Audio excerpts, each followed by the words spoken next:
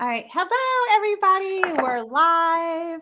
I thought this would be so fun to kind of like cap off the end of the year with some of my very dear friends, talk about some books, hang out, have a good time. We're going to talk about winter bucket list books. We're going to talk about bookish superlatives. And then I just have some other fun questions too. So we're going to do introductions first, but all of their channels are linked in the description box. So if you're not following all of these ladies, you need to do that. And then also in the description box is a link to the 12-month reading challenge that I created. It's available on the story graph, so you can join that. And then also, if you want to be a guest on one of my reading wrap-up live shows, there's a link. You fill out a form so I can contact you when it's time. But Keisha, do you want to introduce yourself first? We're going to talk about like name, channel name, your Instagram handle, and like your favorite book of the year. If you're not comfortable sharing your favorite book, that's fine. But I'm trying to get the tea on everybody's favorite book. Hold on. I'm running my shelf because I forgot one book. And it was that one. I knew I was going to forget something. Okay, I got it. Jovi's like, I got it. If only she could grab it for me. Okay, now I'm ready. Okay, go for it. So. Hello, my name is Keisha, and I'm from the channel A Book Like You here on YouTube as well as on Instagram. And my favorite book of the year was The Last House on Needless Street by 𝒂𝒃𝒗𝒆 Ward. I know this is a very controversial book. Some people love it, some people hate it, but I loved how weird it was, and it really took me by surprise. I think it's a book that you should go into blind. It's about a man named Ted, and he is kind of always in a drunken stupor. You don't really know about him. And then it's about a cat named Olivia who likes to nap and read the Bible. And it's about this girl who can't go outside, not after last time. All of this probably sounds super bizarre, but if you haven't heard this book, I don't know how, because it's been pretty popular this year and last year, I think. It's just crazy. It's a wild ride, but it really impacted me. And it's a book that I feel like I'm never going to forget because it's literally, I mean, it made me cry and it just made me feel for the type of people that are represented in this book. So definitely a hard-hitting one for me. It could not be my top book of the year. So. Yeah, I knew that ahead of time, but when we first talked about it, like way before like favorite books of the year time, I was like, you read that book this year? Like it seems like you talk about it all the time. It feels like an old favorite, you know? Yeah. All right. What about you, Summer? Hi, I'm Summer. I'm Seasons Readings on YouTube and Instagram. It's spelled a little bit different on Instagram though. And my favorite book of the year, I don't have my copy with me because I am letting somebody borrow it. Hopefully you can see it. It's Home Before Dark by Riley Sager. Love that one. I loved it so much. It's like if you're a fan of The Haunting of Hill House on Netflix, you will love this book. That's a good way to wrap that up and say, you like this? Yeah. Try this. Yes. That's a really good one. What about you, Kelsey? Yeah, hi, I'm Kelsey, and I'm essentially booked on YouTube and then also on Instagram. And my favorite book of the year was The Invisible Life of Addie LaRue. I can't figure out my screen tonight. I know. And actually, this is a perfect case of reading the right book at the right time. The first time I read it, I DNF'd it. And then I picked it up this fall and couldn't put it down. And it was my favorite book. So I love that. I did that with Beach Read. I picked it up, says, oh, I'm not in the mood for this now. And then I picked it up, later on. And I was like, oh my gosh, I love this book. So that's awesome. What about you, Lena? I'm going to be shocked I'm going to pretend like I'm shocked by your favorite book. Are you ready? Okay, I'm ready. Hi, I'm Lena. My channel is Lena's Bookshelf, also on Instagram, TikTok, all the things. And my favorite book, everybody say it with me. The Lost Girls of Willowbrook. Oh my goodness. No way. Surprised.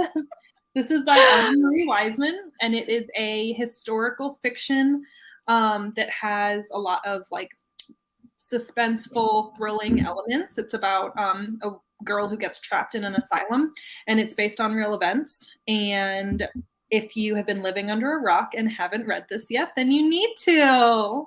It's on my TBR for 23. Yeah, I need to read it. It's my worst fear. I cannot read that. No, I will be so stressed out. Yes, you can. It's light historical fiction. It's in the 70s. I think she's scared about what happens in the book. Yeah, being locked in an asylum. like, you know, American Horror Story Asylum. Yeah. Yes, Fear. yes. Like And she's like, Summer's like, I can't. No. I love asylum books. That's why I'm so excited for it. Like Girl Interrupted is like Yes. my favorite movie of all time. Like I love that movie. And I was like, I think I'm gonna like this one too. So I'm excited. This is Girl Interrupted, just in the 70s. Yeah. But I read the book, Girl Interrupted. Not as good as the movie. Oh yeah. I mean, Winona Ryder, she just makes that whole movie. So. Yes, absolutely. So I wanted to just ask like how your December's going, if you're doing more reading or more like family time, holiday stuff, things like that. If you're still reading books or if you're done reading, or I know some people like to reread books so they don't like have any like new books happening. Let us know if you've posted your like best books of the year so people can go check out your video, or when it's going to be posted. And I'm going to go through the comments as well. Keisha, we'll just do the same round. We'll do like Keisha, Summer, Kelsey, Lena. Sounds good. So my December's going good. I've read a lot of good books. I haven't picked up a book now though since before Christmas. So I've been debating on whether or not I wanted to read one more book by the end of the year, but I am going to be on reading sprints on New Year's Eve. So I was like, I'm going to pick up a book. So I think I'm going to try to read Love Like Farms before the end of the year because I know everybody's really been enjoying that one. Ooh, I loved that That's one. a cute And one. Gabby's making Oreo ornament balls. Gabby, why Yum. are you being the person making the food this time? No fair. She always talks about that. Your dog is adorable. We need a close-up. Jovi, it's your moment, girl. Come here, Jovi. She's like, Mom, I'm trying to sleep over here. Or you could have just pulled off your shoes. That is true. I'll show my shoes too, Jovi. Okay, get back in your blankie. I have Jovi shoes. She's terrified of them. She got them for Okay, lay Christmas. down. And she was showing me when she put them on for the first time and Joey's reaction, and she was not having it. She was playing with them. She was running from them at first, and then she started to play. And now she knows they're not real. That's amazing. Okay. Were you finished? Sorry, I interrupted. Yeah. Okay, Summer, what about you? How's your Okay. December going? Elizabeth, yes, we love Home Before Dark. Yes, obsessed. My December's going really well. I don't think I don't remember how many books I've read, but I just barely finished another book the other day, and then I'm currently reading The Perfect Marriage. It's by Geneva Rose. I'm reading it for my in-person book club that meets, I think, like in 2 weeks, so I really needed to get started on it. So yeah, I think I'm just gonna keep reading through the end of the year. I don't know. I felt like I was really like being held down by my like needing to read Christmas books. And so now that I'm like free of that, I'm just like reading whatever I want, and it's super nice. So that's where I'm at with my reading. Yeah, I get that. The Christmas book thing. Mm-hmm. Yeah. What about you, Kelsey? Yeah, I feel like I was actually kind of a Scrooge this December and didn't want to read any Christmas books. I think I read one, and right now I can't think of what it was. But I feel like I started really strong at the beginning, and then now with all the holidays and stuff, I really haven't read much. And I read like a novella that I'll talk about later tonight, but that's really all I've read this week. And my best books of the year video will go up on Saturday if my computer cooperates. So yeah. Nice. It's always like a fingers crossed sort of situation. Yeah. What about you, Lena? How's your December? I think I've read the least amount of books this month of any month of the year. I didn't even film a TBR this month because really the only thing I wanted to make sure I did this month was read all of my unread book of the month. So I want to go into 2023 with no unread book of the month. And then I was thinking about it today and I realized like, oh, in like a couple days, they're going to come out with the January pick. So I'm going to finish all of these and then a new one's going to come in January. But that's okay because I will have finished 2022 without any unread book of the month. So I've only read, I think before today I had read 4 and then I finished a book today. So 5, but they've all been either book of the months or buddy reads. So Nice. That's But you did that whole impressive. like Nutcracker thing, so that kept you really busy. Yes. Nutcracker was a lot, and I was working a lot. I worked, I think I counted like 19 straight days in December without a break. So yeah, so I definitely just wanted to like watch some Christmas movies and enjoy, the past couple of days. So I haven't really read much at all the past like week or two. But my favorites video is already up, went up yesterday, and I will have a least favorite going up in a couple days. Nice. Yay. So my favorite book of the year, my favorite book of like my best and worst of the year is going to go up like later this week. But I have a podcast. I think everybody here knows it because they're all my patrons on my night out. So I'm so happy to have them. But so that episode went up already, and they already know my favorite book of the year. And I'm sure if you watch my videos, you know my favorite book of the year. But it's Part of Your World by Abby Jimenez. Romance story about these two characters. Great rom-com. Pick it up.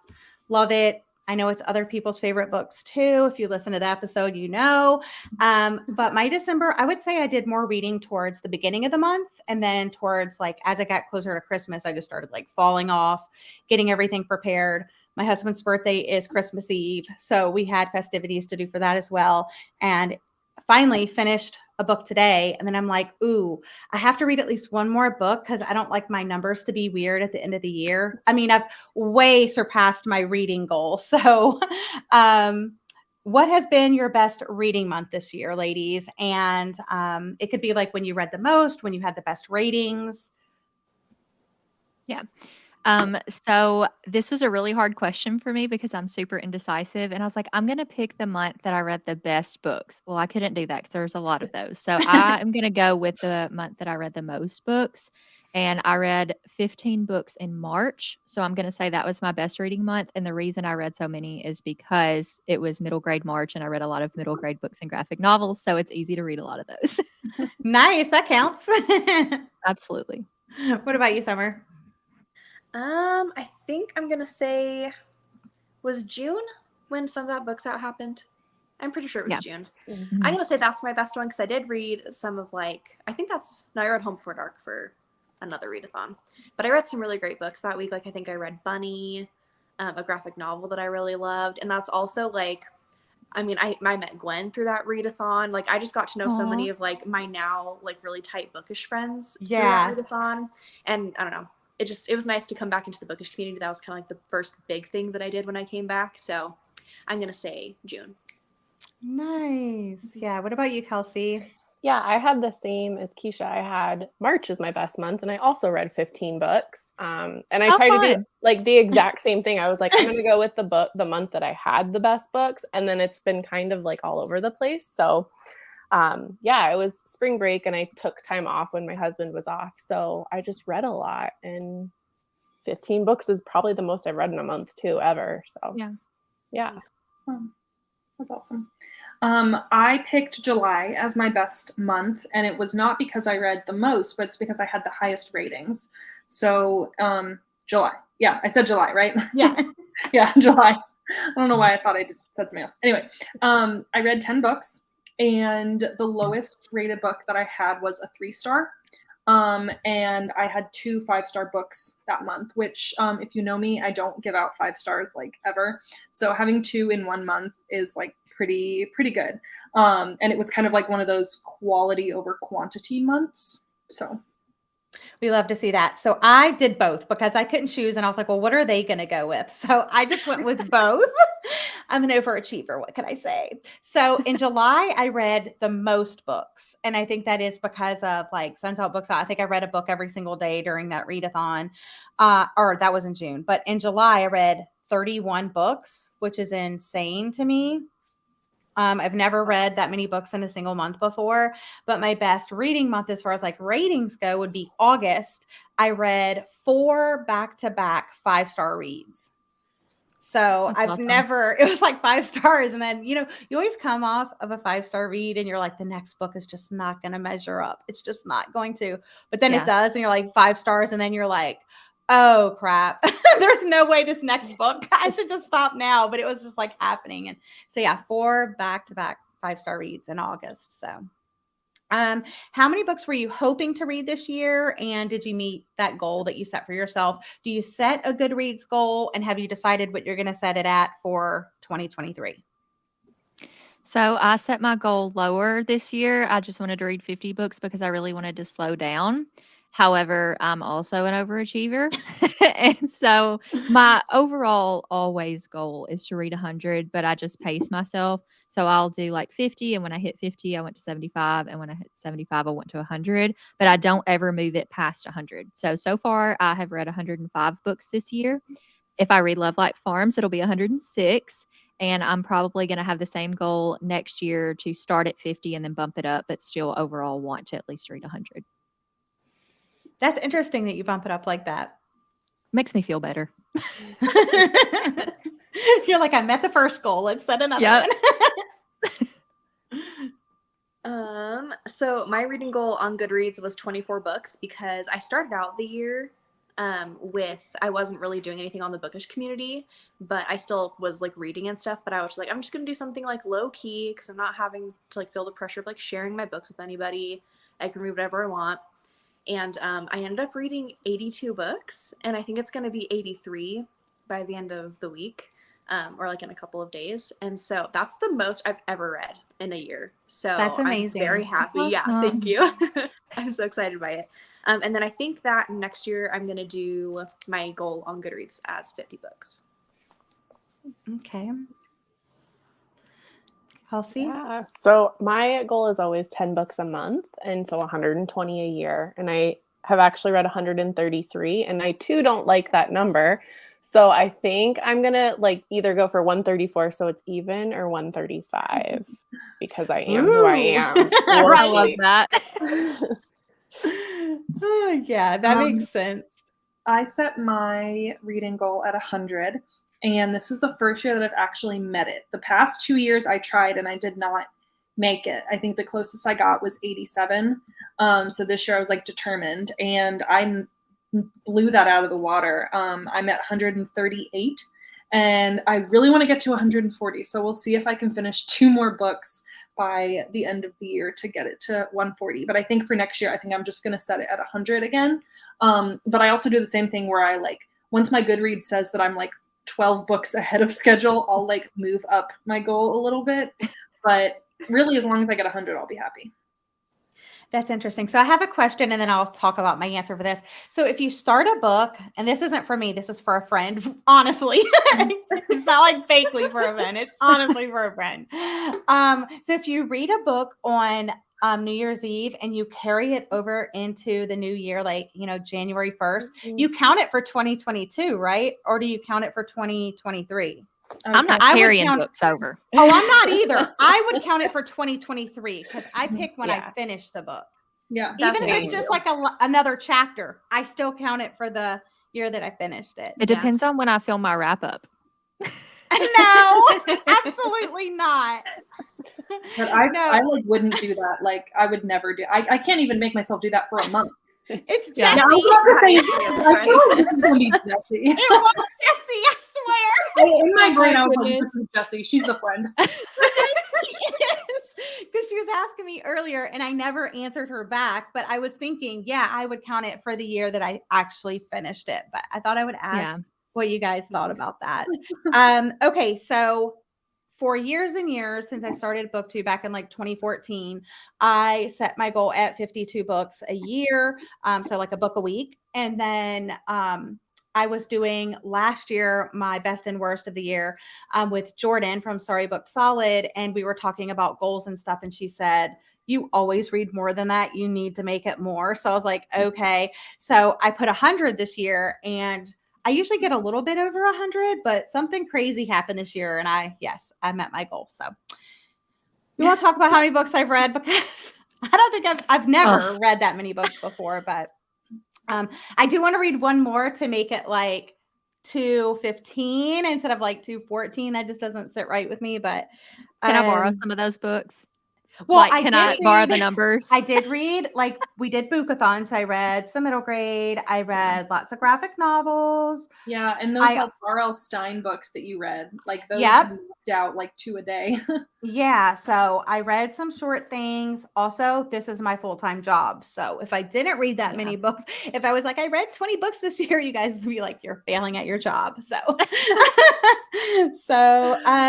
we were talking a little bit earlier about like readathons and stuff like that. So like, what was your favorite readathon you participated in this year? And if you hosted any, like, what was your favorite readathon or like activity in the bookish community that you did? This is hard. I'm cheating. I'm going to say 2. I Because am one, too. Me okay, too. good. Because one I participated in and one I hosted. So the one that I participated in, and I feel like this is going to be a lot of people's answers. So sorry if I'm stealing your answers, but I feel like the Upside Down Readathon was like so much fun. And I really came out of my element with like the prompts for the photos and like getting creative. So I think that's really why that was so fun for me, is just kind of having something different, because it was based off of Stranger Things and you have like the 80s vibes and stuff. And I don't know, I feel like it was just like my most creative to do that. If I would try to list off all the hosts, but I'm going to leave somebody out. So the brainchild was Kindle from Bookphoria. So I'm going to say that. And then there was other people, but I don't want to leave anybody out. And then the one that I hosted that I loved was Bookathon, which I actually hosted in May and in October. In May, I hosted it with Ashley from the 𝒂𝒊𝒏𝒂𝒔 on Instagram, and that was my first time ever doing it. And then I brought it back in October with Gwen and with Gabby from Gabbing About Books, and it's a spooky middle grade readathon, and I feel like it really took off this year. So I'm excited because it may be making a reappearance next year too. So both of those were just phenomenal. Yeah, Aw, Yvette thank was you, like, their Yvette. photos were so amazing. They Mhm. were. Nice. That's Aw. amazing. I think, any reader, if you read one book in a year, that's Mm-hmm. awesome to me. I just love readers. What about you? Some of your favorite readathons or activities in the bookish community? I would say, so obviously some about books out, like I said. I really loved Summerween, and then the Upside Down Readathon. And then, I mean, I don't know if like bookish, I don't know if this counts, but like Gwen, your Patreon and stuff, like that has been Thank you. so fun to be a night owl. I love the conversations that happen. I love your podcast. So that's been really fun. Like bookish. Aw, thank you. Yeah. For me, I think so. Suns Out, Books Out was kind of where I got really into BookTube and was like, okay, yeah, I should probably just start my channel instead of lurking like I'd been doing for years. And then Summerween and the Upside Down were like really where I felt like more confident in BookTube. So those are like more just sentimental now for me. But then I did the catch-up-a-thon that was hosted by Books and Jam to read your book of the month books. And you like built a burger using these prompts. It was just cute because I have like 64 unread book of the month books on my shelf because I can't stop buying the add-ons. Hopefully my husband's not watching this. Click out. You misheard me. But yeah, so that was just fun because I read 4 of my 60, which is great. That sounds like such a fun little challenge readathon, though. It was just cute and different. Yeah. What about you, Lena? My favorite, it's funny because I was like reminiscing like with my boyfriend about like some of my answers earlier and just like going over it with them because I overthink everything. So I was like, listen to my answers and tell me. And I said that my the most fun readathon was the one that I hosted was Thrill Till Halloween, and I hosted that with Jacqueline and Liv from Liv's Library over Halloween weekend. And my boyfriend Tyler was like, didn't you have pneumonia that whole time? And I was like, yeah, but it was still so fun. So it was rough having pneumonia that whole weekend and still trying to like vlog and attend everything, but it was still so much fun because it was the first one that I hosted. So that was my favorite one that I hosted, but it's the only one. But I also, like everyone else, was like, well, I'm just going to pick 2. But my favorite one that I participated in was the Upside Down Readathon because that was the first time that I did like a whole dedicated blog, like just based on a readathon. And it was the first time I'd ever done photo prompts too. So it was just kind of memorable. And that was when I watched Stranger Things that whole week too. So yeah, that is fun. So I have a lot to mention. I want to mention Bookathon, of course, because Keisha, Gabby, and I hosted it. Okay, the reel that we did where we did the sheet ghosts, I totally busted my butt literally for that reel, y'all. I have permanent scars on my knee from making that reel. I don't think she realizes that. Well, I was serious when I said I'm using this. When you send it, like it's fair game. Yeah, I just like, I'm just gonna send you everything, and you're gonna edit, and it's gonna be fine. And she's like, "This is hilarious. I'm putting it in." I was like, "Fine, whatever. I don't care." And then I was like, "We're ghosts. No one's gonna know it's me." And then I think it was Elizabeth that asked, and she's like, "Oh, it's Gwen." I was like, "Thanks a lot. Thanks for keeping it secret. Like, thanks, bestie." I could totally tell like who was who though. Like immediately. I mean, you totally like, could, but I just was from like, knowing your mannerisms, I could tell.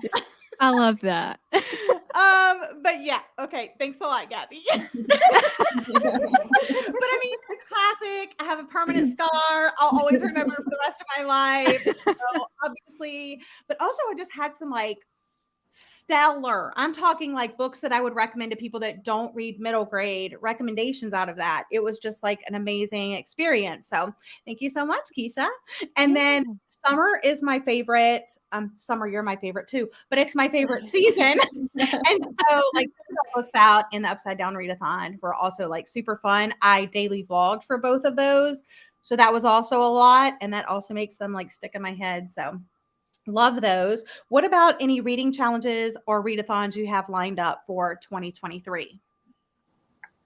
So I kind of already spoiled this, but Bookathon is going to come back in May and in October of next year. So I do have those lined up. And then there's also some other ones that are like currently secret, but the most recent or most like not recent, the one that's coming up first that's not a secret is the New Year, New Reads readathon in January that Gabby is going to be hosting with me and Gwen and Summer. And it is going to be so much fun. So I'm excited for that. But yeah, other than that, the rest are secret for now. So stay tuned. All right. What about you, Summer? Anything fun lined up? New Year, New Reads for sure. I'm so excited. That's going to be like the first readathon that I've ever like co-hosted and stuff. So I'm very excited. And there's another one that's a secret, but it won't be for too much longer. So that's all. Yay. And for me, I like reading prompt challenges. So Pop Sugar, I always do.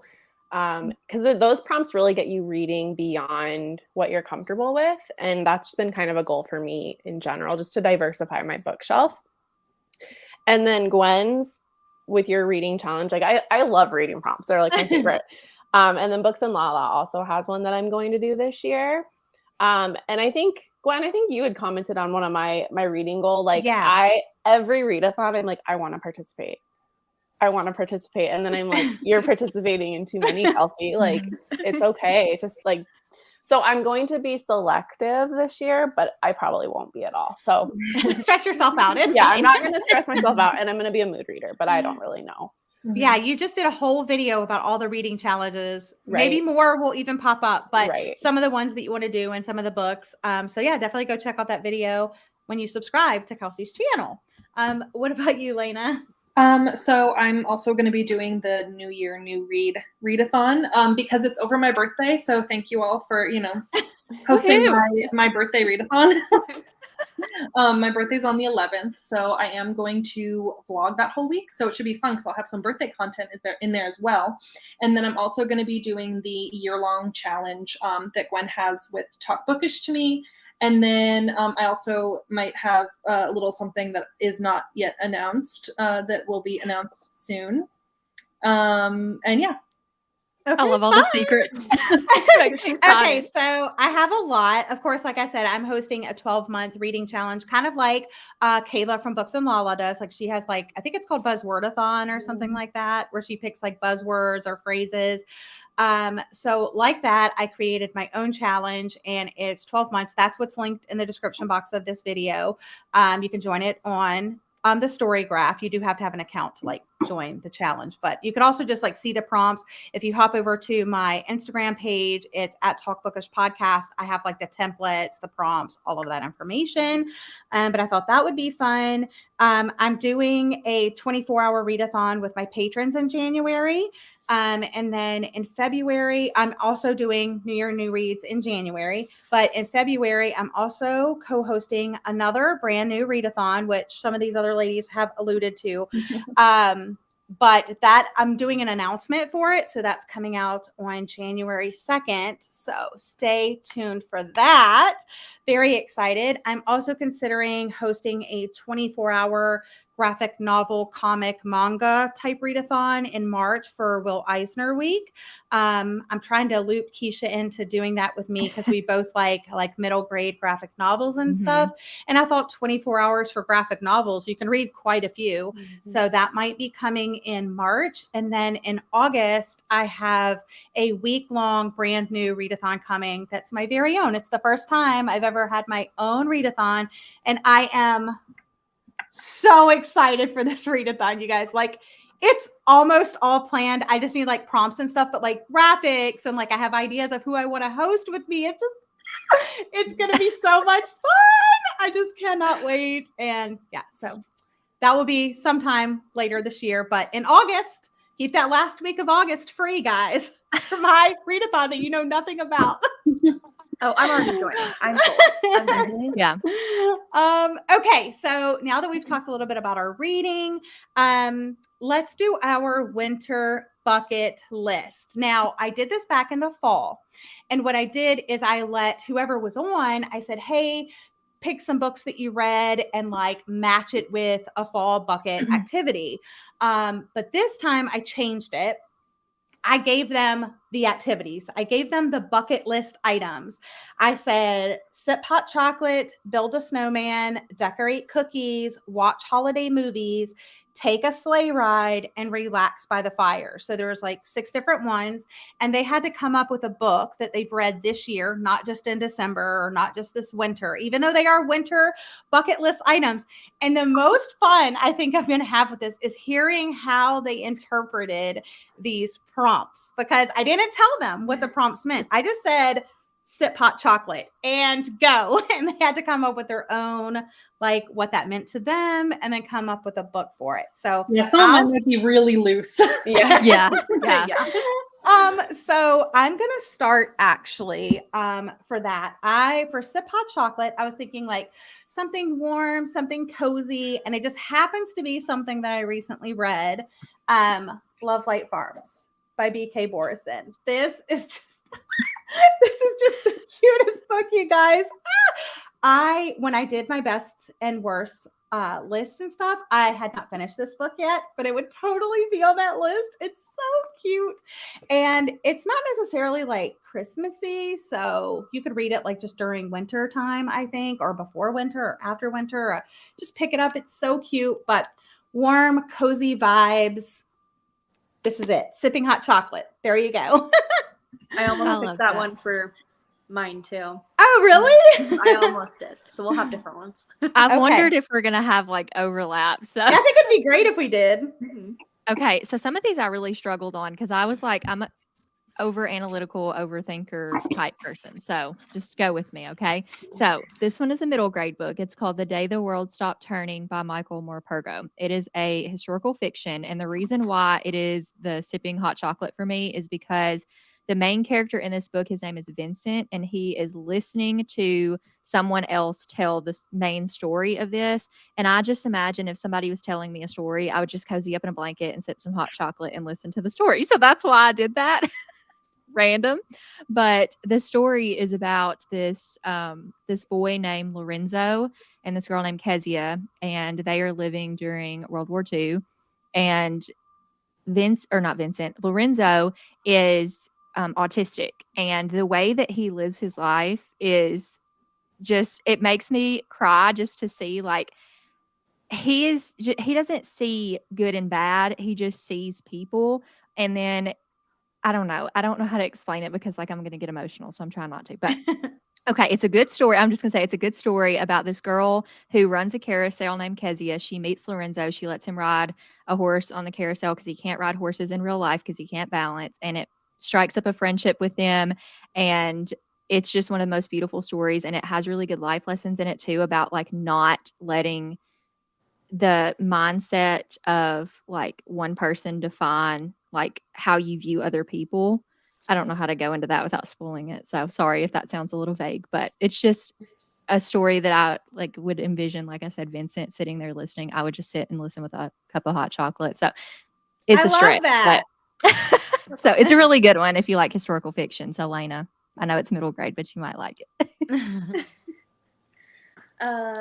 For this one, I picked Legends and Lattes by 𝒂𝒏𝒏𝒅. Perfect. I feel like this is perfect because the whole entire setup, it's a cozy fantasy about an orc named Viv who decides to put her sword down and open up a coffee shop. And so you get to hear the whole story of like from when she's building it to making the menu and like hiring people and meeting people in her community and stuff. But there's a lot of like drinking coffee and like just cozy vibes. So there's not hot chocolate in it, but close enough, you know? Yeah, that was Makes a total perfect sense. one. Yeah. Yeah. Yeah, and mine was Foster by Claire Keegan. And this is a novella. It was 90 pages long. And it's about a little girl whose parents, I think it's historical fiction. I kind of was thinking it took place in the 50s or 60s, but they don't explicitly say it in the book. But this little girl, her family is Irish and they have a lot of kids, and her mom is giving birth to another child and can't really take care of her. So they give her to another family, and it's kind of a foster care situation, but at the time, foster care isn't as we know it is now. And it's very ambiguous, which I really like ambiguous books that don't really kind of tell you exactly what's going on. And I finished it. I read it yesterday, and I bawled when I finished it because it's just like cozy and you just want to read it slowly and savor it. So that's where I got the sipping hot chocolate. Nice. I like I that. like that. Oh, you guys, it was so good. Yeah, that does sound good. I'll have to look into that one too. So mine is also kind of a stretch, but like kind of like Keisha, when I think of sipping hot chocolate, I think of like sitting and listening to like a really good story. And so this is Big Lies in a Small Town by Diane Chamberlain. And this was also on my like best books of the year list. I feel like every time I try to explain the synopsis, I don't do it justice, but basically it's dual timeline, one timeline in the 1940s and one in 2018. And it's about in the 40s, there was a woman who went to this little town to paint a mural in their town hall. And during the course of that, something traumatic happens and she essentially goes mad and like stops doing the painting. And so then in 2018, they have this artist who they basically get to restore the painting. And so then you figure out like kind of how this artist connects, and it's kind of one of those things where by the end of the book you realize that everybody knows everybody else or they're somehow related, kind of one of those things. But it's just really good. And Diane Chamberlain is such a good storyteller. And there was a lot of like storytelling in this, like old grandmother sitting and telling a story about when she was younger and stuff like that. So it just made me think of like sitting and listening to somebody tell me a story, like with a cup of hot chocolate. So Nice. I love it. Well, it looks like you sold Jenny on Yay. The Day the World Stopped Turning. So that's good. Awesome. And she has a recommendation in there too. Yeah, the Civil War. Awesome. And then this was a good answer by Yvette, Green Glass Mhm. House. Mhm. I know Summer and I have read that. I would agree. Me too. Dye my skin green pecan. I love you, Elizabeth. Oh my goodness, I cannot. Who was the author of that, Kelsey It was Foster? Claire Keegan. It's an Irish author. Nice. Okay, our next winter bucket list activity is to build a snowman. And I actually have two for this. And I was thinking about like forming of the snowman and there being like different layers, like, the head, the body, and the bottom of the body. I mean, Mhm. So my first book is The Monsters We Make by Callie White. This is a fiction book, but it's based off of real life Des Moines Register paperboy kidnappings in the early 1980s. And so it was so good and so fascinating, and it's short, and it has like 3 different perspectives. So you have Sammy, this little boy that is a paper boy, and then you have his 17-year-old sister, Crystal, who wants to be a journalist. So when these boys start going missing, she like pokes her head in, is trying to do her little investigative journalism thing.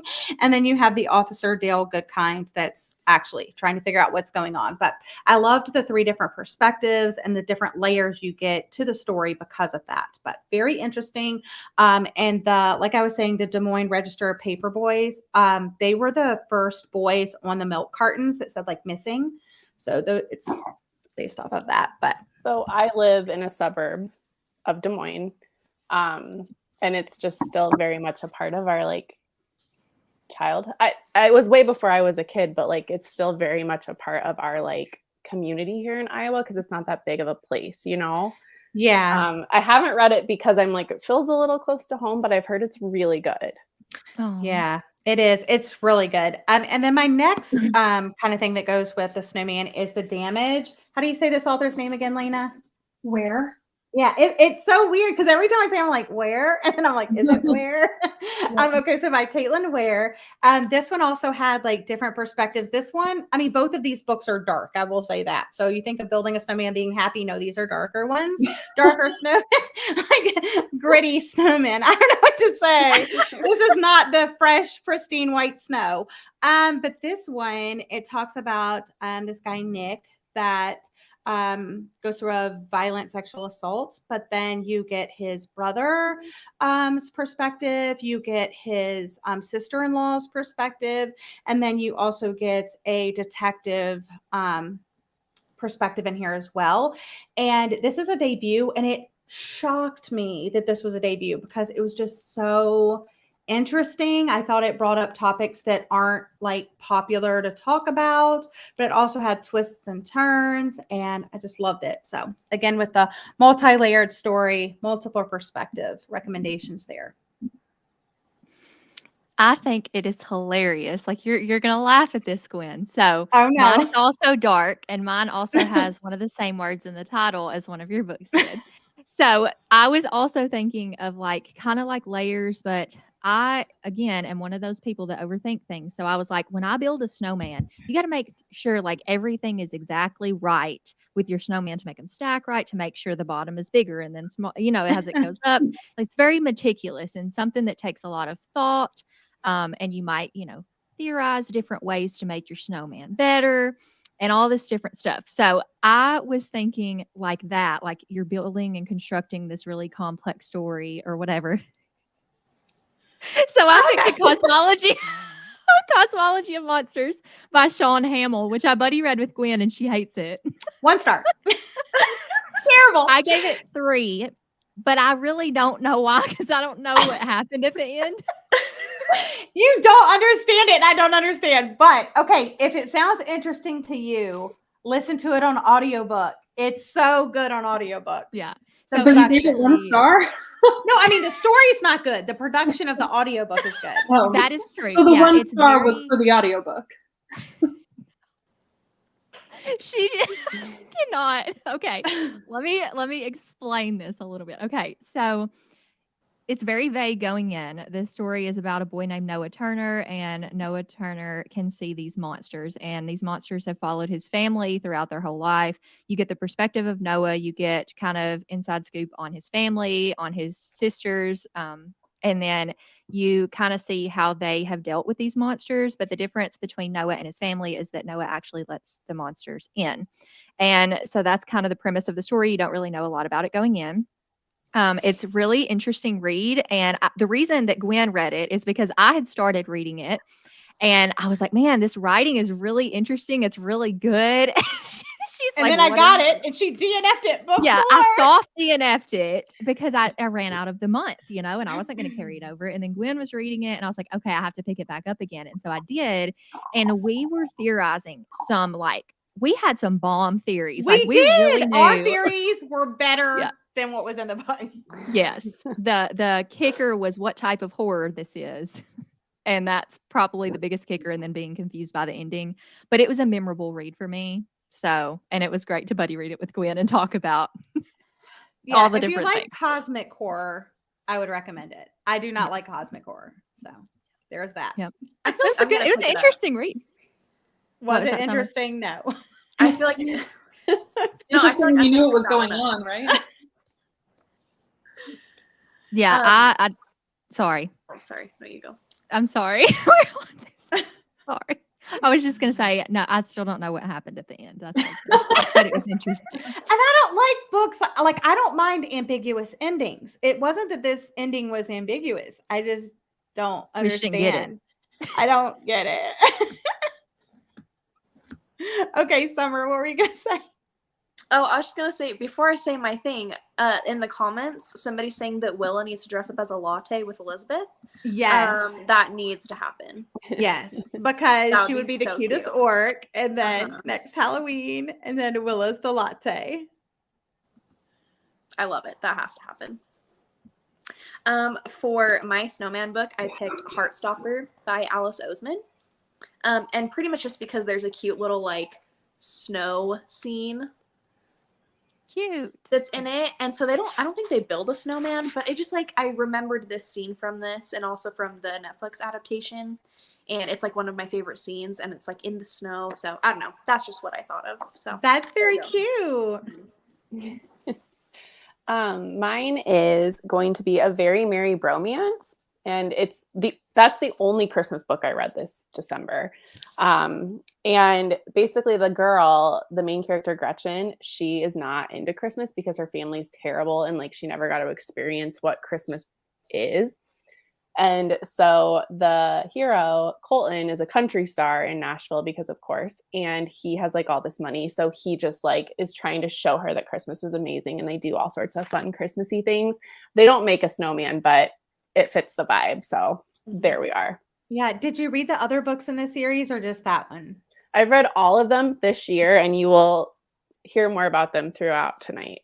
Okay. Because- Okay. Interesting. Because I am interested in your thoughts on like how the series progresses. Yeah. Because I've read the first 3 and I liked the first one, and then I just kind of started going downhill, and I didn't read the 4th, and then I haven't read Yeah. the Christmas one. So I feel interesting.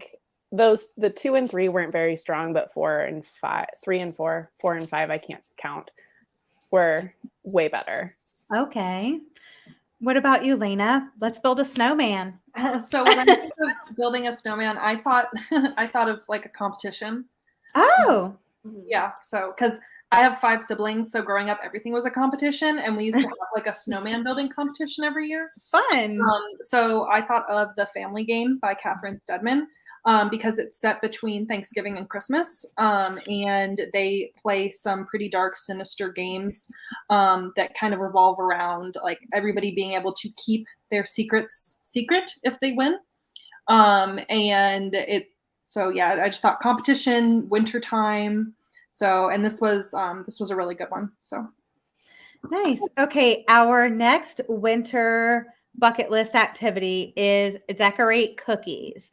And I took this as like something that you would do to like get in the mood for the season, like the holidays. Because I mean, yes, you bake cookies maybe all year long, but you don't really, I mean, I don't decorate cookies. So decorate cookies, I thought about a book that gets me in the mood for a season. And since summer is my favorite season, Every Summer After by Carly Fortune. I know this is like a love it or hate it thing, but I absolutely loved this book. It's just so summery. It's set at a lake, and it's a romance, and it's like a past and present timeline thing. And I loved it. So if you want a summary book, I want to read that one next year. I didn't get to it this year, but I feel like I'll love it. Okay. So I was going through my list, and I was like, which one of these books looks like decorating cookies?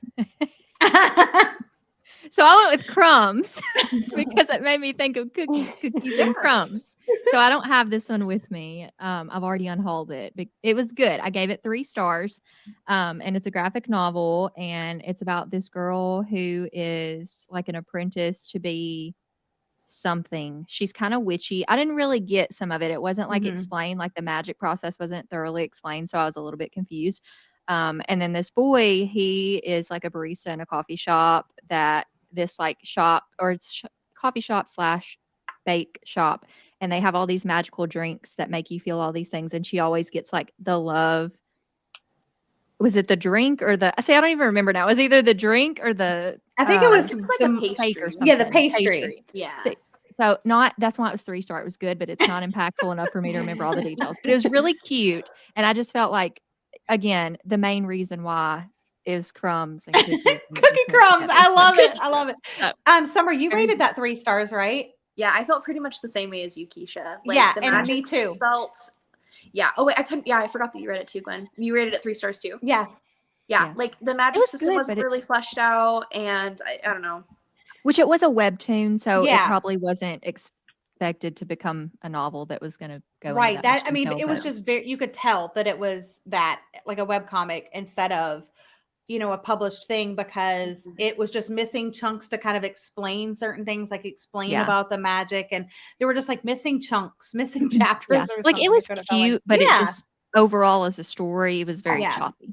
The art was really cute too. Yeah, the art was beautiful. I kind of was missing some of like the cozy cafe vibes. I thought we were going to get more of the magic pastries, and that's what I picked it up for. So I was Yeah. kind of bummed about that. Yeah, true. For mine, I picked. Sorry, it's like huge because it's on my iPad. Yeah. This is Fake It Till You Bake It, and it's by Jamie Wesley. It's like an NFL player and a social media influencer person. And I'm trying to remember, I think it's fake dating, but the NFL football guy, he has like a cupcake bakery as like his side hustle to like escape from sports and all that kind of stuff. He has it with, I think, 2 of his other like teammates or something. And it's like a bro cupcake bakery. Like it's cute. But I know it's not cookies, but it's cupcakes. And I figured it kind of reminded me of like decorating stuff. Yeah. I would say if you're a fan of Talia Hibbert and like the Brown Sisters series, you would definitely like this book. It was very cute. Nice. Okay, so gird your loins. The cover of this book is very scandalous. I love this.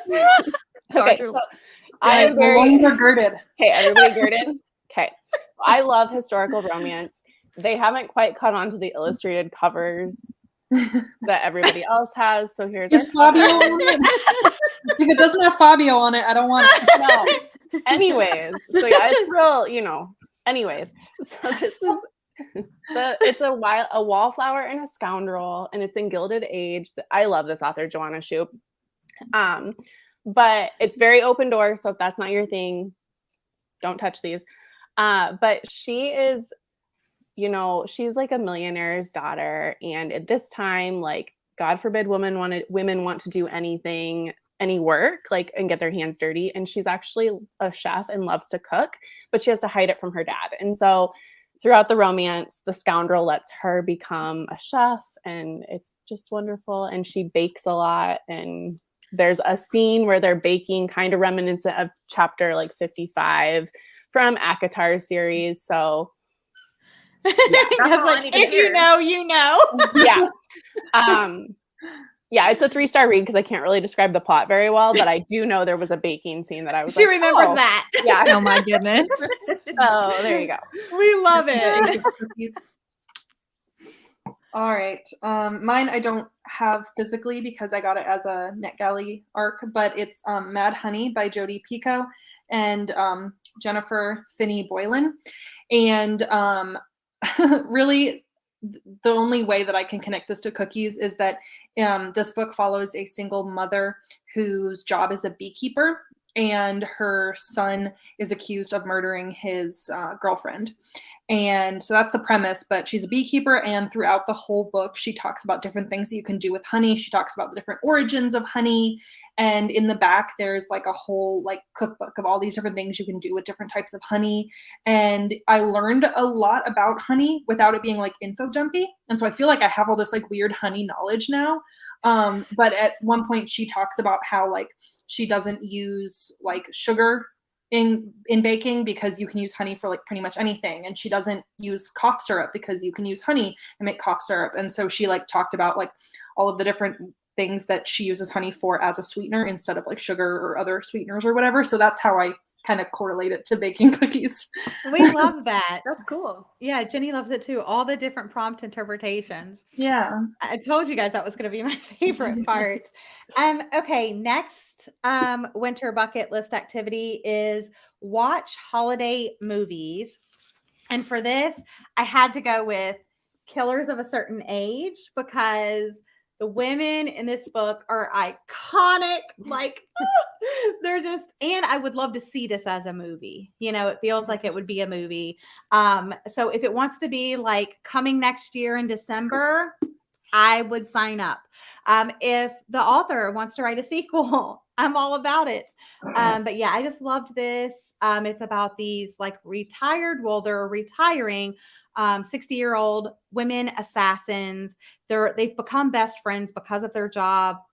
They're going on this like retirement cruise, and then they're being targeted by one of their own. So they have to come back together to find out if they're being targeted and obviously survive the attempted assassination of them.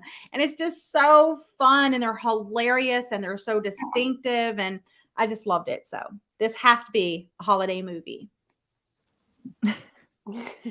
Okay. So for mine, there's two things I thought of with holiday movies. One, it has to remind me of a holiday, and two, it has to be cozy. So that's what I was thinking about. And sorry for the distractions back here that keep happening, by the way. My dog. Right. So I decided to pick a cozy mystery book. This was my first cozy that I read this year and ever. And it's my favorite so far. It's Cursed the Day by Annabelle Chase, and it's the first book in the Spellbound Paranormal Cozy Mystery series. There's like 10 books in the series, but this one follows Emma Hart. And the reason that, well, let me explain what it's about. Sorry, I'm getting ahead of myself. Okay. So Emma Hart is this lawyer, and she ends up finding herself in this place called Spellbound. And she finds out that she can't get out of Spellbound because she's a witch, and all Spellbound is cursed, and all of these supernatural creatures from like vampires and werewolves to witches and fairies and all the different things live in this town, and they can't get out once they're in. So she accidentally becomes a part of Spellbound, and she ends up having to solve this mystery and become the new, I'm going to forget the word, public interest lawyer while she's there to solve this murder that happens. And the reason that this one reminds me of a specific holiday, obviously, is because it's Halloween-y, but it reminds me of certain movies. So like Halloween Town and Harry Potter, I feel like if you love either one of those, this really has those vibes, even a little bit of like Sabrina the Teenage Witch. And I loved it so much. It was 4 stars, and it was super cozy. It was everything I would want a cozy mystery to be. And given I don't have a lot of like experience in that genre, but like it was just perfect, and I haven't read one that I love more since. So this is definitely my like holiday movie, cozy, all the things. Nice. I need to add that to my TBR. That sounds so cute. Yes. Let me get my picture up. I listen to a lot of these on audio, so I don't have a lot of them physically, so we're just going to keep seeing my iPad. But for holiday movie, I picked A Merry Little Meet Cute, and it's by Julie Murphy and Sierra Simone. And it's about the main character, B, who is a plus-size lady in the adult film industry, and she wants to start getting into like real films. And so she gets an opportunity to be in a Hallmark movie, essentially. It's called like the Hope Channel in this book. But because of the nature of the film, because it's like family friendly, she can't let anybody know what her job is. And yeah, so it's like she's in a holiday movie. So that's what it made me think of. Perfect. Mm-hmm. I've heard that one's super steamy. It is so steamy, and I loved it. I will not My be jaw reading was that. on the floor. Yeah, don't read it, Asia. I want the door wide open. Okay, on that. Mine is a holiday movie. I also went with Halloween. Mine is Runtime by Catherine Ryan Howard. And this is kind of this actress. She gets a call to go to this remote place in Ireland to film this movie. And prior to them filming, the crew goes around town and says, if you guys hear screaming, don't worry, we're filming a horror movie. Don't respond to us. So that's a perfect setup for a slasher type thing, right? But what's really cool is this is like a book. The movie that they're filming is based on a book. So you get the book, you get the movie script, and then you get what's happening in real life. So there's like all these layers to the story, and they're all intertwined. And it was just one I couldn't put down. And since it was a literal slasher movie in a book, it fit the watch a holiday movie vibe perfectly. Yeah. Have you read that one, Summer? You seemed excited about that No, one. I need to read that though. I know. What Yeah. about, have you read that one, Lena? No, I want to. It's like it's on like my wish list, and I'd requested it on NetGalley and like wasn't approved for it or whatever. And then I ordered it on Black Friday, and then it for some reason the order got canceled. So like I've tried to read it multiple times. I'm going to, because 56 Days by Catherine Ryan Howard was like my favorite thriller of the year. So I want to read another one. She has a new one, or she has one coming out about like what happens on a cruise ship, or it might have been one of her older ones. So she like finds these really cool like what if situations. So like here they're filming a horror movie, don't respond. And then she's just so clever in her settings because she wants it to be something that's unsettling. Because like in a cruise ship, what country can legally respond to the murder in a cruise ship? And so that's kind of the like setup for that book. Like she's just so clever. Yeah, and 56 Days was a pandemic thriller, and it was so well done. And I usually don't like the reverse timeline. It like goes in reverse, and I usually hate that in books, but that one worked for me. All right, so I have also read 56 Days, but I want you to guess based on what Lena said, if you think I liked this book. I did not like that book. You didn't like it. You guys are always opposites, so. Yep. I did not like it, but I am interested in runtime. So mine was for watch a holiday movie. When I think of holiday movies, I think of like cheesy, like closed door, there's like one kiss at the end, type of thing, like everything's family friendly. So, My kind of story. So I'm using The Maid by Nita Prose, which is the only cozy mystery that I've ever read and probably will ever read. I like how she said that. I gave this one 3 stars. So like, it was fine. I just don't think that cozy mysteries are for me. I wanted more gore. I wanted people to be bleeding out of their eyeballs, and they weren't. They were just on the floor. And there was the one singular kiss at the end. And so this reminded me of if Hallmark made a like murder movie, it would be this book. Yeah. It's like Only Murders in the Building on Hulu. Yes. That's what it reminds me of. Yeah. Yes. I love that. Okay, our next winter. I'm sorry. The comments are just so funny. I want to see so bad what Jessie thinks of this book. Once and for all, who's really her bestie? No, I'm just...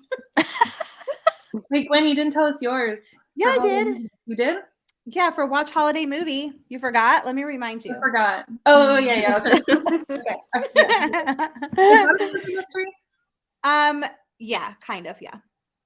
I would just say a normal mystery, not really like cozy, because there is like killing and poisoning and stabbing and stuff like that. And blowing up cruise ships and all kind of crazy stuff. So, all right. Our next winter bucket list activity is take a sleigh ride. And for this, I was just like a book that took me on a ride. So Jar of Hearts by Jennifer Hillier, another very dark, gritty book. But this book, y'all, I cannot with this book. I didn't ever know where the story was going, because it starts one way and then it goes to a totally different thing. And then it flips over here. And I just like literally could not keep up, and just like crazy things were happening in every single part. And I could not figure out how it was going to end, but it is so dark and so good. This is my favorite book by Jennifer Hillier that I've read so far. Mm-hmm. Mine too. Yay. But Jessie got me Wonderland by Jennifer Hillier, and I'm very excited to read that. So, okay. So I also thought about like the wild ride, sleigh ride, just takes you on a ride. So I'm going to use like my first portion of my review of this book that was like a hook to get you to read the book, to explain the book before I show the book. So I'm going to tell you this, and this is going to explain why it's a wild ride. Do you imagine yourself living in a small suburban neighborhood with your husband, your kids, and your closest girlfriends? Doesn't that sound like a dream? Oh, wait, did I mention that in the process of your best friend breaking ground to build a she shed to function as your group's new hangout, she ends up awakening a dark force that has now possessed her? Did I mention the haunted Roomba, the neighborhood party fiasco, and the fact that you can't see your daughter's creepy new friend who only seems to show up when there's trouble? Is that a deal breaker for you? Suburban hell. That's a good one. It just like there's so many crazy things that happen in this. It and was a wild ride. It's crazy. So if you like Finley Donovan and My Best Friend's Exorcism, you might like this. So it was crazy, but it was so good. Yeah, it was funny too. It kind of it definitely reminded me of like Grady Hendrix writing with like the humor woven in and stuff. So I loved that. And that was another we buddy read. Mm-hmm. I need to read that one. Yeah, you do. I think that Lauren read that one too. I'm not sure though. I could be wrong. I was trying to be cheeky with my answer. Ooh. So I did Survive the Night by Riley Sager, because like a sleigh ride, you're taking a ride, and this takes place pretty much in a car the entire time. Good answer. Yeah. So this is, I didn't really like this one. You didn't? I know. So Summer. Riley Sager, I know. I'm sorry. I'm not okay with this. That's the only one I haven't read. Okay. Yeah, see, that's one I of my- didn't hate it. It's one of my least favorites, but I know it's one of Gwen's favorites. So that makes sense. So funny. I have so many 5-star Riley Sager books, let's be honest. Yeah. Well, it's like I have him as one of my favorite, like my favorite book of the year. And then like this is kind of like one of my least favorite things. I hated like the her reason for like losing time. Oh yeah. I didn't like that part at all. It really bothered me. So yeah. I'm not a fan of this comment. Goodbye. Have we all read it? Have all of us read that? Oh, okay. That's the one I haven't read. Okay. Well, Don't waste Kelsey, your time. hopefully you will love it like Yeah. me. Well, I didn't even finish it. It was Wait, awful. Kelsey, what's your favorite Riley Sager? So it's between Final Girls and The House Across the Lake. Okay, then you'll like Survive the Night then. Yep. Okay. But I read it, I started it and also DNF'd it, but because I read Taylor Adams' No Exit before it, and then she has another book that's like road trippy. And then I don't know. Y'all, yeah, I feel like it's split either like Final Girls, House Across the Lake, and Survive the Night. Like those tend to be like people tend to like those, and then like the other three people tend to like it seems to be like split that way. Yeah. And I've given every Riley Sager at least 4 stars, except this one. I don't know yet. I'll pick it up this year, I think. Okay, this comment I like, Kate. Thank you. Yeah. We're holding out hope. No, I mean, y'all. I love the cover. Oh yeah, me too. Yeah. Me too. I'll accept it, Summer. I guess we'll dive more into that in 2023 on my podcast. We will. All right. What about you, Kelsey? So I'm taking a different interpretation. So sleigh rides are cozy and like you're with your family or friends, whatever. So the book I most recently read that encapsulated that was The Storied Life of 𝒂𝒂𝒏𝒂𝒃. Yeah. And I've read Young Jane Young by Gabrielle Zevin. I haven't read Tomorrow in ×3. But this is like, give me a curmudgeon-y, that sounds right, man, and like found family. And it was such a delight. I will say, so I'm a mom via adoption. And so I will say that like that wasn't perhaps the most accurate, but I do think they handled things pretty well for what that storyline entailed. Yeah, so but just adorable. Like it takes place in a bookshop, and his first wife dies and he needs friends and found family, and it's a delight. So yeah, Keisha's like bouncing. That made me jump with joy. I was so excited. Yeah, she was almost gonna unhaul that book. Yeah, and before I read it. She didn't. I did tell her when she was showing me her unhauls, I was like, well, I rated that one 5 stars. I don't know if you should get rid of that one. She's like, no, I'm getting rid of it. And then she's like, okay, actually, I might keep this one and give it a second chance. I was like, yeah, you just wait. Just wait. So good. And it's one of my favorite books I read this year. So yeah, so good. Okay, so when I think of like taking a sleigh ride, I think of like traveling, like you go somewhere on a sleigh ride, right? So My pick is Keeping Lucy by T. Greenwood. And this is again, historical fiction about a woman who gives birth to a daughter that has Down syndrome. And so the husband basically sends her away to this school, he says, against the mother's wishes, and says, no, she'll be fine there. She'll be good. They'll take care of her, all this stuff. And the mother isn't able to visit her for years. Finally, once the mother is able to visit her, she realizes that this school is actually a pretty terrible asylum that is abusing and mistreating the children, and the child has worms and lice and is not potty trained even though she's like 7 and all of this stuff. And so basically she just like snatches the girl from the school and goes on the run with her. And so they basically take a car ride from, I think, like Maine all the way down to like Florida. So most of the book is this woman and her sister with her 2 kids, one of which has a disability, and just kind of like working their way down the East Coast, which is kind of cool because, I was able to like I've been to a lot of the places that they talked about in the book. And so if you like road trips, or if you like books kind of similar to The Lost Girls of Willowbrook, like residential treatment centers or asylums or things like that, it's not nearly as creepy. But it's definitely, I love the trope of like, how far would you go for your family? Like how far would you go to protect your children or whatever? And yeah, that's this woman, because like basically she lived, this was a time when like women basically had no rights. And so she's basically on the run with this child, and her husband's trying to get her, and she has no rights for her own child. And so, yeah, it's really good. One of my favorite books of the year. Yeah, Jenny loved it too.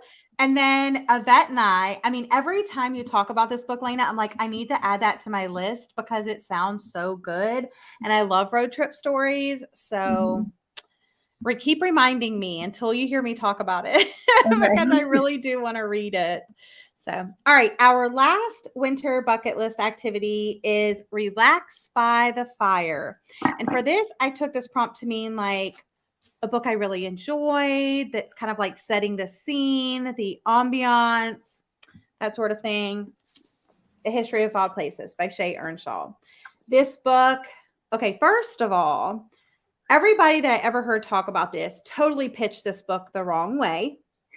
And it was like every single review or like any time someone talked about this book, I was like, oh no. But I know Keisha likes this author a lot. So I was like, okay. And I got it at the book exchange. So I'm like, okay, let me give it a shot.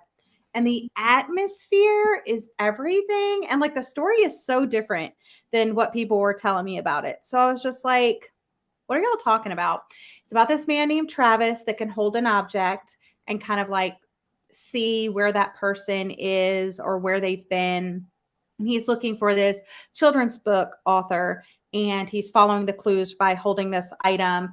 And then there's also like another part to the story where you're in this like almost like commune cult kind of, and the people of that community can't leave that community because there's rot on the outside, and people have died from like leaving and trying to come back and stuff, and they don't want like their little commune to like, everybody die or whatever.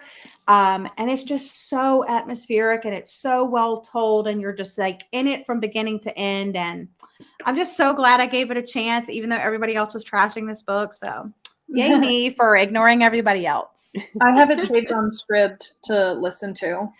It is so good that Lena, saw me talking about this book, and she's like, do you think I would like it? And I was like, I don't really know. Like, yes, maybe. And then Jesse was visiting me, and I was like, and I know Jesse does not like cult books. So I was like, Jesse, do you think that Elena would like this? So I'm starting to describe. She's like, well, just tell me everything. Like, just spoil it. I'm not going to read it. I was like, okay. So I literally told her everything. Like, she was not going to read this book, spoiled everything. And she's like, I want to read the book now. Like, what? Why? I just told you everything. She read it, loved it. So like, it's so good. Yeah, I'm gonna try it. I didn't like buy it or anything, but I have it on Scribd. That way, like if I'm not feeling it, like I didn't spend any money on it or whatever. Yeah, no big deal. But I feel like I might like it. Yeah, I hope you do. We'll see. What if it's like a book that we like together? It's hilarious though, because Gwen and I have polar opposite tastes in books, but our favorite book of all time is the exact same. Yeah. How is that So- possible? I don't know how that happened. What's your favorite book? The Giver. Giver by Okay, Lois Lois Lowry. Lowry. Right. Mhm. That is a good That's one. awesome. I love that. Okay, so I'm not going to go into too much detail about this one. Gwen, you have this one for me because Okay. I didn't have it's AJ Fickery. So I'm not going to go into detail because it was just talked about. But I chose this book because I just imagined myself cozied up by a fire, like ready to reread this book because it's so good and it just made me laugh. It made me cry and it's so quotable. I really wish I would have tabbed it because it was just that good and I am already ready to reread it. So it's just like my favorite cozy, but also I don't know, it's like heartwarming and heartbreaking at the same time. It's just so good. So that was my pick. Yeah, I love this book too. Yvette says reread of Harry Potter. Yes. Have you watched the movie? For this? Yeah. Yes. Did you? I have haven't not. seen it yet. I loved it. I Okay. was hesitant and I don't know like what most people think of it, but the reason that I read the book was because, sorry, my dog wants to play. The reason that I read the book was because I wanted to watch the movie because I saw that Lucy Hale was in it. And I feel like for the most part, I mean, was it to a T the exact same? No. But for the most part, the story was the same. And I sobbed in the movie. I teared up in the book and I sobbed in the movie. So it was like, it really put the story into perspective even more and gave that visual that you would expect it to have. So I highly Cool. recommend watching the movie. All right. For mine, I'm doing Love Light Farms. Woo! I need to get a physical copy of this book because I really loved it. I mean, yeah, we've already kind of talked about it. I just feel like it's when I think of a fire, that's what it was, right? Yeah. Fire. I just think of like something cozy, and this just was like a cozy romance book to me. So Yeah. that's why I picked it. Perfect. So mine is actually 18 books long, but it's a series. It's Louise Penny, Oh, Inspector Gamache series. And okay. book 18 just came out, and I read this is 16. So this one takes place in Paris, but it's really based around Inspector Gamache in Quebec, Canada, and then the small town of Three Pines. And so through the 18 books, this becomes like a family, and it's very cozy and close knit. And they always gather at this B&B by a fireplace and like have drinks and eat food and stuff. And so it's like, I wouldn't say it's a cozy mystery because it's truly like there's murder and crime and way more grittiness than like a cozy mystery, but it's a cozy mystery in that like you feel just great. And like all the characters are like family to me at this point because I've read about 18 books, so Yeah. So do you need to read them in order? Is there like an overarching plot, but then each book has its own kind of like mystery to it? Or yeah, and I think you should because it's just like so special to me. But I was listening to Louise Penny on What Should I Read Next, and she said that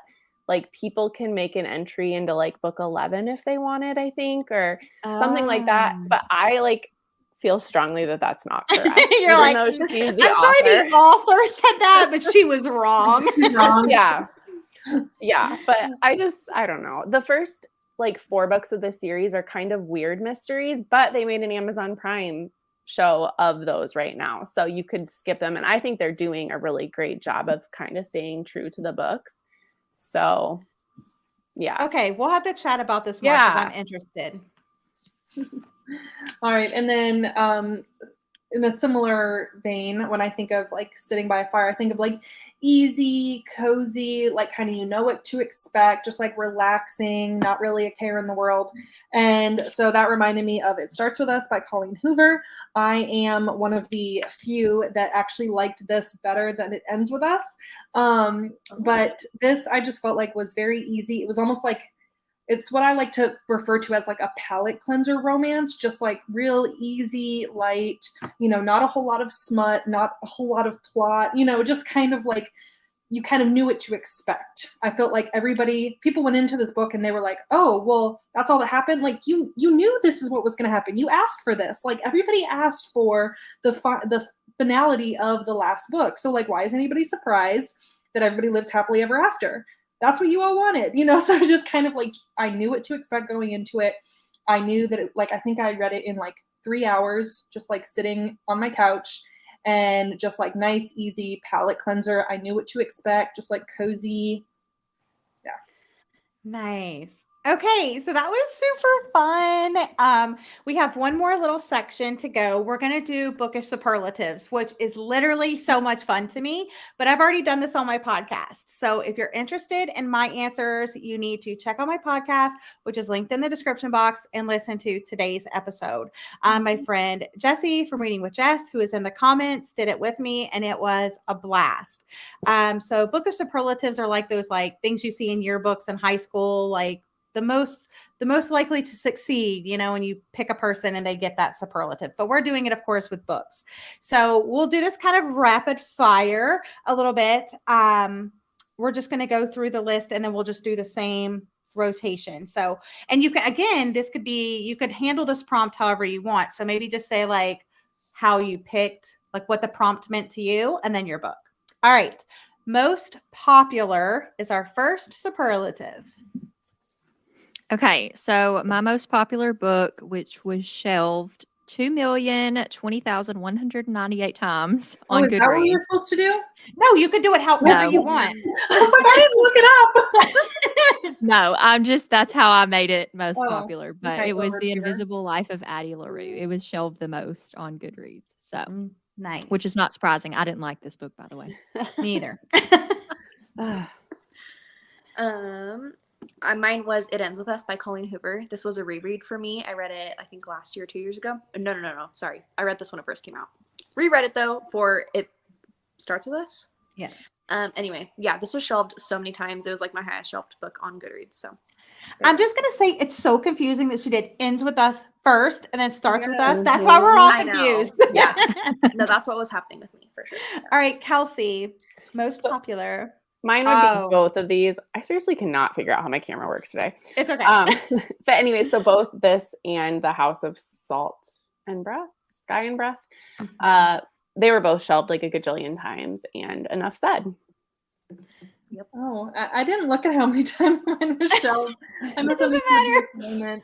But I was just, I don't know, thinking like popularity, and I picked I'm Glad My Mom Knows yeah. Me That's by a good one. Jeanette McCurdy, because I had a lot of people that like aren't readers tell me that they read this book. So yes, Yeah, I cannot good. wait to read that one in 2023. listen to Next, the audiobook. Yeah. I have the audiobook from Libro FM and I have the physical, so I'm going to do both. Next superlative, most likely to succeed. You can, again, however you want to interpret it, just tell me how you did.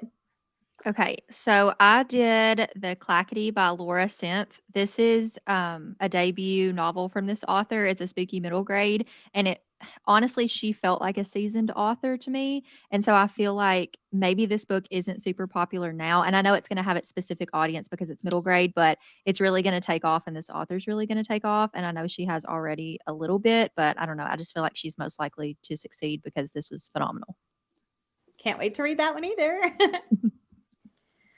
My pick was Holiday Romance because the main female character in this, I just feel like she's going to succeed at whatever she puts her mind to, because she's like trying to get this guy home for Christmas, and she's doing it by any means necessary. So I love that. So mine is The Cartographers, and yeah, Summer knows. I just, because it's one, I didn't know how to answer this until I listened to the podcast today, and I was like, oh, because it's one I keep recommending to people, and it's just a mystery with map makers, but there's magic and like a secret society. It's so good. Mine is kind of cheating because this book isn't technically published yet, but I read a NetGalley arc of it, but it's The Villa by Rachel Hawkins. And it comes out on January 3rd. But because I was thinking, like, what book do I think is going to do really well? And I think that one is going to do really well. I didn't really like it all that much. I gave it a 3-star. But I do think that it's going to do really well. Yeah, because I'm going to love it. Obviously. Probably. I don't know. Yes, I think you will. Because you've liked at least 2 other books that have like a similar trope. Like you like music in your books. Yeah. Yeah, so you'll like it. I don't like music. Okay. In books. Good. I'm excited. All right. Next superlative is most improved. Okay. So this book started off like I wasn't really sure if the author knew what she was doing in her writing because it was kind of confusing, but I ended up really loving this book and giving it 4 stars because it got better, and that was Goodnight Beautiful by Amy Molloy. I think it was like the first 30 to 50 pages. I was like, what is going on? And then it got so much better, and it was a really, really good book. Yes. It's a thriller. That's I such agree a with good one. that. Jovi is building a snowman back there. She's getting on my nerves. She keeps wanting to play, and I'm sitting on the floor, so it's like playtime for her. Oh my goodness. Look, is her little face poking Her out? little Is it? nose poking out. Yes, Oh, yes, boy, it she's is. wearing a hood. I love it. She's like, I'm still here, guys. Sorry for the distraction. I know love she's it. I'm crazy. sorry. We love it. For mine, I picked A Magic Steeped in Poison by Judy I. Lin because I actually read this twice this year. The first time I read it, I physically read it, and then I felt like I didn't really understand a lot of some of like the magic system things as well as I could. So I listened to the audiobook the second time around, and I liked it that much more. So I already liked it, and then I liked it even more with the audiobook. Aw. So Very nice. I love the cover of that one. oh my gosh, so pretty. So pretty. Mhm. So mine is the OG Dark Academia book, The Secret History. And I read this and it took me like 4 months to read. I read it really slow and I finished it and was like, it's a 3-star read. And I have not stopped thinking about it since I finished it. So it is now a 5-star read to me and I want to reread it. Nice. I love that when a book you're like, oh, it was okay. And then you just can't stop thinking about that. Have y'all ever had that with a book? Yes. Yeah. Yes. Mhm. I love that. So mine, I was thinking like most improved, I was thinking of like a book that came out and I felt like I wasn't hearing anything good about it. And then it's like it started catching on and then I started hearing good reviews on it. But that was The Last Housewife by Ashley Winstead. And so like the reviews I kind of felt like improved, but also when I started reading this book, I was like, I don't know about this. But it just got better and better and better. And I ended up giving it 4 stars. So Nice. Yeah, that's a good one. Most likely to change the world. And like I said on my podcast, that sounds dramatic, but welcome to my channel. So yeah, what book is going to change the world? So for this one, I went with a book that really made me think about like there were a lot of life lessons in this book. And it also was just like completely one of the most beautifully written stories I have ever read. And it made me laugh. It made me cry. It was very heavy, but it was really, really good. It's a middle grade historical fiction and it's Letters from the Lighthouse by Emma Carroll. And I know this is like the second historical fiction I've like recommended and it's middle grade, but they're like the best historical fiction books. And I don't pick up historical fiction very often. So the fact that I recommend this is like saying something in and of itself. But the life lessons in this story really hit home with me. And I feel like if more people just realize some of the things in this book, it would change the world. And one of those things was something I kind of mentioned earlier with a different book, but one of the things is like when there's war, you tend to look at a certain group of people. So, for example, like in recent times, like Russia has been a big deal with like the different things going on with, you know, the US and Russia. So, it's easy for us to look at Russia as a whole and just assume things about the whole people when it's not the whole people. And that's what the story talks about is like not just pinpointing everybody in the same, like relating everybody to the same negative thing, but that there are good people everywhere and not grouping everybody into one thing. Does that make sense? Like, I feel like I'm explaining it wrong, but Yeah. that's one of the big lessons in this too. And I love that so much. So I feel like if people just really thought about that and thought about how they acted towards different things in life, different scenarios in life, it would change the world. So that was why it was Oh, that Letters was from the a Lighthouse. beautiful I love that. explanation. Mhm. Yeah. Changed my life just now. Oh my goodness. I tried. For mine, I picked Hunger by Roxane Oh, Gay. that's a Yes. good one. that's Yeah. a good one. I feel like this could change the world if like more people read this. I just think it was a really great insight into a person. Well, this is nonfiction about Roxane Gay's life and her experience with SA and being a fat person in society and how she's kind of like treated because of that. There's a whole entire like thing in this book about what it's like for her to ride on an airplane, and it just like really put things into perspective for me. And I don't know, I just thought it was really great, and I wish more people would read this. I love that's Great the one. book that made me fall in love with Roxane Gay. Like, Oh, she's amazing. I have On Feminism. Is that? yeah. Yeah, I have that one have on my a few shelves of too. her. I have like Difficult Women, Oh, on I have that one too, Feminism. yeah. Yeah, she's Mhm. amazing. Yeah. So I did lessons in chemistry because if you know Elizabeth Zott, the main character, this takes place in the 60s, and she just like thwarts all societal norms and does like what is best for her only. And she's just such an endearing character. And so she changes like her little sphere of influence, and there's just so much great commentary in this book. And Elizabeth Zott will change the world. Nice. I love it. I need to read that one. That's on my list for 2023. Yeah. I think I'm buddy reading it with somebody. So. I have it on my TBR. Mhm. It's so fun.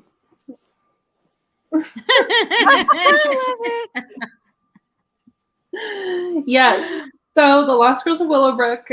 So I think this is going to change the world because especially in recent years, a couple years ago, after, George Floyd and everything, there was a situation at a residential treatment center that was similar to George Floyd, and that kind of brought to light a lot of things that were happening in residential treatment centers that I think people weren't aware of. And for those of you that don't know, I work in behavioral health, and a lot of what I do is going to different residential treatment facilities and behavioral health facilities, psych hospitals, things like that, and training them on best practices. And I think this book is going to change the world because I think a lot of people would read this and think like, oh yeah, stuff like this doesn't still happen today, but it surprisingly does. And I think people would be very surprised to know the lack of laws to protect people that live in congregate care. Mhm. And I think people would be very surprised the types of things that are in this book that still happen today, things that I have seen firsthand, and specifically, restraint, seclusion, medical restraint, mechanical restraint, things like that a lot of people don't think are still utilized, even as close to home as your public schools in your neighborhoods. And so I think that this really puts that into perspective. A group of vulnerable people that need to be protected, especially if they are not able to protect themselves. And I think that Willowbrook was a real school that was shut down, and I think it would have been a totally different place if there was even an ounce more empathy. And this book is a great lesson on empathy and on seeing somebody as more than a disability or more than the things that they can't do for themselves, or more than a way of getting money, more than a job, things like that. So I think this book is going to change the world. Yes, I love that. You're so I feel like passionate that's about gonna- that book. Mhm. That's gonna wreck me. That's what that's gonna wreck me. Most likely to change the world, the Civil War of Amos Abernathy. Nice. Love that. Yeah, me and Jesse, we're gonna try it. Wish us luck, Lena. Do it. We're gonna Everybody send out an needs to read SOS it. if we need help. I will not stop until everybody has It's gonna change the world, and Lena's gonna make it happen. Yes. Exactly. Next superlative, most likely to become famous. Okay, I had to really think about this one, but I feel like this book has gained some traction, but I feel like it's going to gain more, especially because it has a sequel coming out. And if it doesn't, I'm going to scream because it's Belladonna by Adeline Grace. And I do not read fantasy books, but I really liked this one. And it was long. It doesn't look long, but it was 400 pages, and that's too long for me. So this was really, really good. It's like a gothic fantasy and like, what do you call it? Romanticy. There's like romanticy in there. So I think that might be what I like in fantasy books, but not smut, not smut. So I can't read some of these popular fantasy books out there, but like, no, but this is really, really good. And I just feel like, I don't know. I feel like I don't know how much traction All the Stars and Teeth got when she first came out with that series, but I feel like Belladonna like could potentially, I don't know, gain some. There's a lot of things that this book makes me think of, like The Secret Garden, Crimson Peak. What else did I say? Like Bridgerton. And there's lots of big name stuff that this makes me think of. So I feel like if those people that like those things would pick this up, it'll be famous. Nice. I added that one to my TBR a little bit ago because of you, Keisha. Yay! sounds so I hope good. you love it. Yeah. I had it out from the Yeah. library and it was due, so I didn't actually pick it up, but now I'm gonna check it out. For mine, I picked The Bridge Kingdom by Danielle L. Jensen because I'm more just kind of like, why isn't this famous and more popular yet? Because it's really similar to like Throne of Glass, like Sarah J. Maas books a little bit, like the same vibes. The main character, Laura, has like the same energy as Selena Sardathian from Throne of Glass. It's a really good like high fantasy about this girl who's been trained her whole life to be like an assassin and a spy, and she's going to infiltrate this opposing country by marrying their king and kind of like being undercover there to like uncover their secrets and stuff. And it's so good. So that one needs to be more famous in my opinion. And what was the title and author of that one again? Sorry. It's The Bridge Kingdom by Danielle L. Jensen. Okay. It has a little bit of a spicy cover too. I mean, not too bad, but it's a little bit of a spicy. Yeah, it's not little. like crazy, but it's good. Mine is Upgrade by Blake Crouch. Ooh. I haven't read Recursion, which was the one I think before this, but I just feel like his books would make really great movies because they're very intense, very action packed, and so that was kind of the like thought I had with Become Famous. Like this one, his books read like a action movie, and you just flip through the pages really fast. Yeah, so. that's a good answer. Yeah. Mine, Gwen, can you help me by holding up Part of Your World by Abby Jimenez? It's all the way on the bottom. Yes. Don't help me. I will. Hold on. Do it. Here we go. Thank you. So I think this one is most likely to become famous because I think that Abby Jimenez could very easily be the next Colleen Hoover, just with her like hard-hitting romance. And I know a couple people that like exclusively read romance or exclusively read Colleen Hoover, and they have liked that one. Like my coworker is borrowing my copy right now, and she only reads Colleen Hoover, but I got her to read that one, and she's loving it. So. Yes, I agree. Most likely to be famous. I can't I'm wait. reading that next year for sure. Yeah, I mean, you have to. It has baby goats, Summer. Baby goats. Baby goats, okay? Is this And one a bed and separate? breakfast. Like, what could be better? He's from a small town. He does woodwork. He owns a B&B. He takes care of baby goats. Like, can you not? Oh, so cute. Is it like a part of the same universe as like the Friend? Is it the Friend Yes. Zone? Okay. Yes, I haven't read the Friend Zone trilogy, but Jesse confirmed that for me. Okay. Yeah, we were talking about that.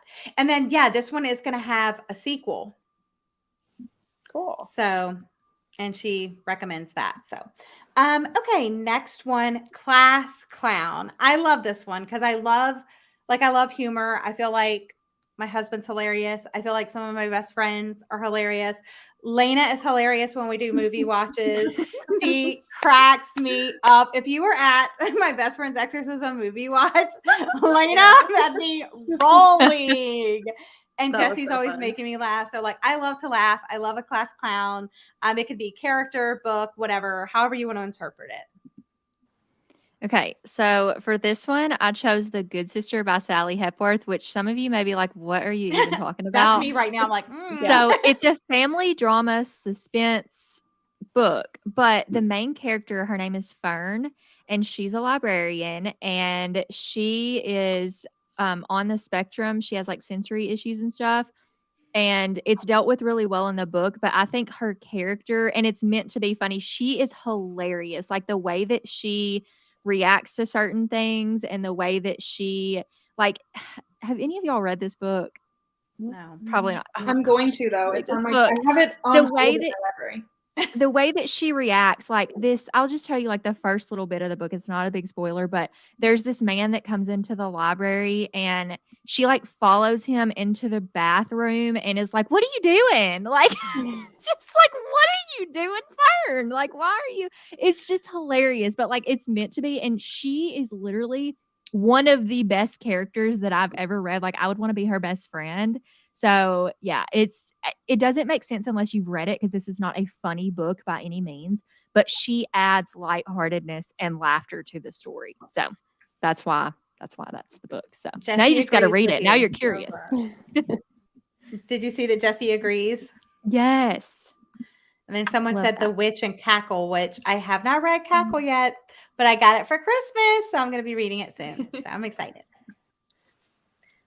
For mine, I'm pulling up A Merry Little Meet Cute again because I just thought this book was so funny. Like, I was laughing out loud so many times.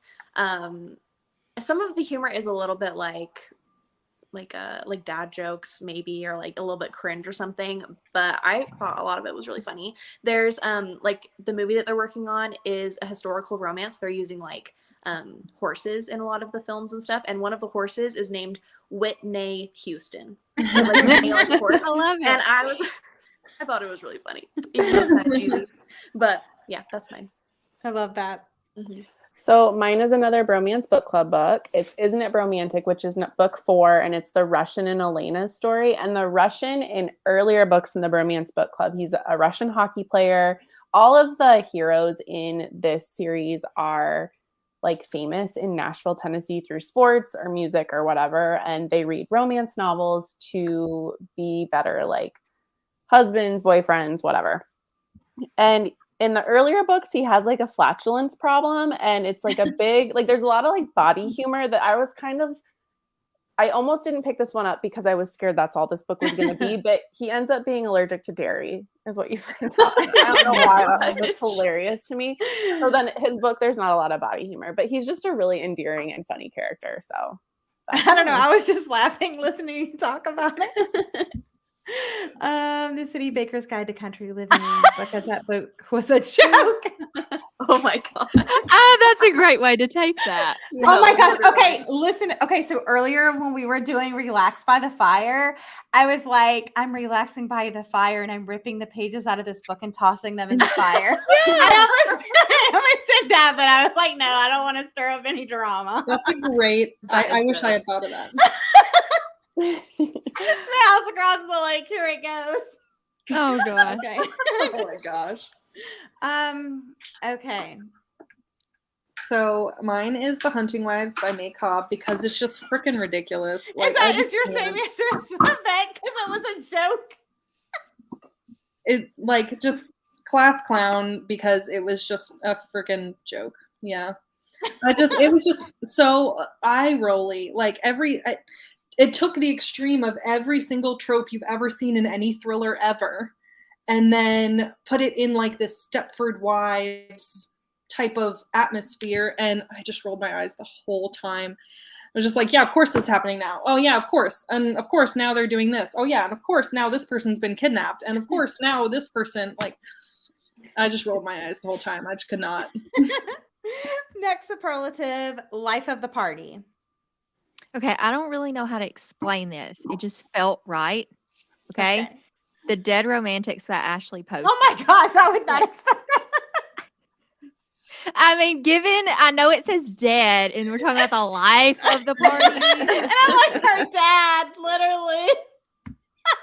Like I said, I don't know why. I was scrolling through my Goodreads. I was like, all right, which one of these books? And I don't know how to explain this. It just felt like it. You know, when you just have that feeling and it's like, this is just it. Like, and the book it's fluffy, but it also deals with grief. So it's a little bit of both. It made me laugh. It made me cry. And I don't know. I feel like it just stands out. So that's why. I know it's Dead Romantics, but they're not really like, you know, just because you see ghosts and everything. So it's like, you know, don't you know there's a movie on Netflix called Life of the Party or something, and it's got Victoria Justice and this other girl. I'm explaining to myself now. And the ghost is like Victoria Justice's character, and she's called the Life of the Party. Like, I'm just saying. I get it. I'm just saying. So anyways, that's my explanation. Okay. I love it. I wanted to mention the book. I did It Happened One Summer by Tessa Bailey. Because, I mean, I hate Piper's character, but she's the life of the party. She gets in trouble because she throws too big of a party and gets the cops called on her and stuff. So, yeah. That's a very good answer. I like that. So I just changed mine because of Gwen. Uh-oh. No, I want to know what it was before. Okay, so I was gonna do another historical romance. It's Heartbreaker, Sarah McLean, literal girl gang in this book. And they're just the life of the party. But I'm actually gonna do The House Across the Lake by Riley Sager because I feel like if you were at a party of bookish people and we're like, let's talk about this book, It would be fun. It would be really fun. Yes, that's a good answer good. too. I like both of those. I'd be the one drunk in the corner. Makes sense with that book, right? I mean, yeah, exactly. Mine is Where the Crawdads Sing. Oh, I feel like you can't see that. Oh, there we go. By Julia Owens, because I was thinking like when I think of like a party, like life of the party, I was thinking something that everybody would enjoy. And I feel like Where the Crawdads Sing has something for everybody. There's like a murder in it. There's historical fiction. There's science. There's romance. Like I feel like there is something for everybody in this book. So I feel like it would be the life of the party because anybody at any party could probably read it and find something to enjoy or appreciate from it. I like that. That's good. Yeah, that was a good explanation for that. They're cheersing you. Okay, next superlative, most unique. All right. I feel like this book is really unique because My Best Friend's Exorcism by Grady Hendrix. So it's horror, but it also has like a feel-good friendship trope in it too. And it's just different. Like, I don't, and it's YA. And I didn't even realize that going into it. I guess I should have because the girls are like teenage girls, but it's YA horror with a friendship story. And it's written really comical, but also it's really dark at times. I don't know. I just think it's a mixed bag. And so I feel like that makes it a unique story. Nice. I'm doing Bunny by Mona Awad. Yes! I feel like it speaks for itself. Yeah. I love that. Yeah, this is like the weirdest horror book, just the weirdest book in general that I've ever read. I loved it though. So anyway, that's my most unique book. Yeah, that is definitely unique. I'll say that. I read it. I didn't love it. Okay. I actually one-starred it, but I am open. That's one of the ones that I'm willing to give a second chance. So what you say is, I'm going to love it. Yes. That's what I'm hearing. I don't know. It was this one part that I was just like so upset about. I was just like, what are you talking about? But I've been spoiled for the ending. So should I still read it? Yeah. I think it's a fun ride, so I think you should just read it. I will say that her writing though is beautiful. I love the writing. The writing is amazing. And I actually have I have a couple of other books. I have All's Well by her, and I have 13 Ways of Looking at a Fat Girl by her. And then I want to get Bunny as well and like reread it when I read those. So that's my plan. But yeah, I don't know. That's on my 2023 list because I just heard people that I like their reading taste. So like Summer's somebody that I know has liked it. And then Kayla from Books and Lala. Like Bunny's up there for priority. So mine is going to be Leave the World Behind by Rumaan Alam. And this is just, it's such an ambiguous book. You never know what's happening, but this white family rents an Airbnb from a black family. And then the world maybe ends. Like you don't really know what's happening. And the black family comes back. And it's kind of like there's a very unique commentary on race, but also just like what you do with strangers when the world is ending. And I loved it. Yeah. So Kelsey likes the weird books, right? Like ambiguous, that or like smutty romance. There's just quite the spectrum. Nice. I need to read that one. I'm with Liv on this one. Bunny gave me such bad whiplash. She says never again. I'm willing to give it a second shot, but like it's going to be rough. Let's be honest. All right, so I picked Just Like Mother by Anne Helpful. I feel like this is not. There you go. There we go. Okay. And I read this because Gwen did an episode about it on the podcast. And it was just very unique because it just, I don't know, did a lot of like strange things. Like it had a lot of different types of tropes. Like it started out, you thought it was cultish, and then it was domestic. And then there was these like weird, creepy dolls. And then there was like a weird seance, and then there was like people having blindfolded sex, and it just did all of these very strange things. And in the end, it kind of worked. Yeah. And I don't know, it just was very, I don't think I've ever read anything like it. Yeah. It was bizarre. Yeah. I liked it. I need to read that. Yeah, I don't. Leave the World Behind was insane, and I had no clue what was going on. Yep. Same. Yeah. I had no clue what was going on, but I was fine with it. Mm-hmm. Yeah. If you're talking about the one that Lena held up, it's Just Like Mother by Ann Heltzel. It has like a mint green cover and it has like a baby face on Yeah, it. creepy baby. Yeah, the cover's terrifying. And I read this right after I watched the movie on Netflix, The Boy, that Gwen told me to read. Yes. Mm-mm. And so the whole time I was like, oh my God, is this book going to be The Boy? I like messaged Gwen. I was like, if this book is like The Boy, I am throwing it at the wall. Yeah, I also did that. And I was like, Lena, you got to do this. Yeah, the doll head. Not a baby head, but a doll head. Right. Okay. Biggest drama queen. Okay, so this book and this author, like the author literally writes family drama. So I felt like it was fitting that this would be the drama queen. So I have another Sally Hepworth book. This is Yeah. The Mother-in-Law. And I loved this. I mean, I love The Good Sister and I love this. And apparently I love family drama. So it is what it is.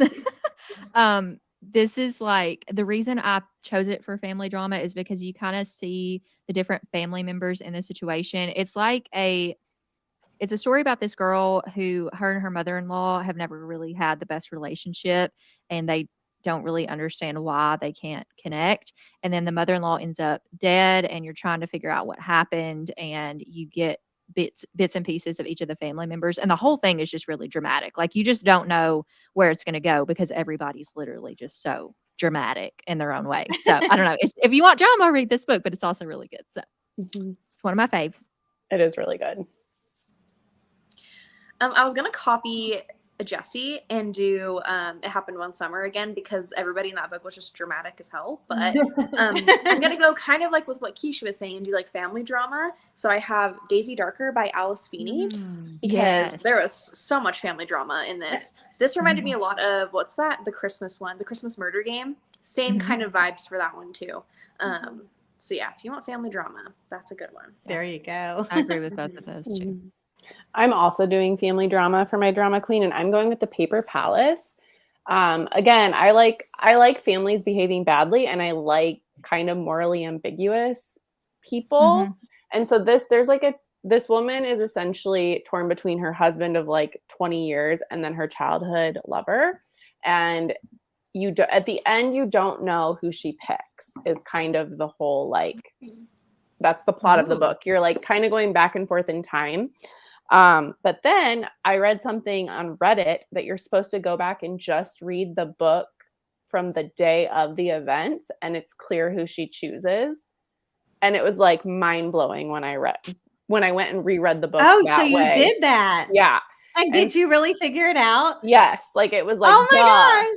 What? Oh. I'm intrigued. That should have been most Yeah, me unique. too. Yeah. It was, but it's like so dramatic and like Yeah. they just like lots of trauma and there are a lot of triggers. And if you liked Where the Crawdads Sing, I kind of feel like they pair well because there's like a strong sense of place, but also like that drama in the background. So I've always been intrigued by that one. So, but I've never heard anybody talk about it. So I loved it.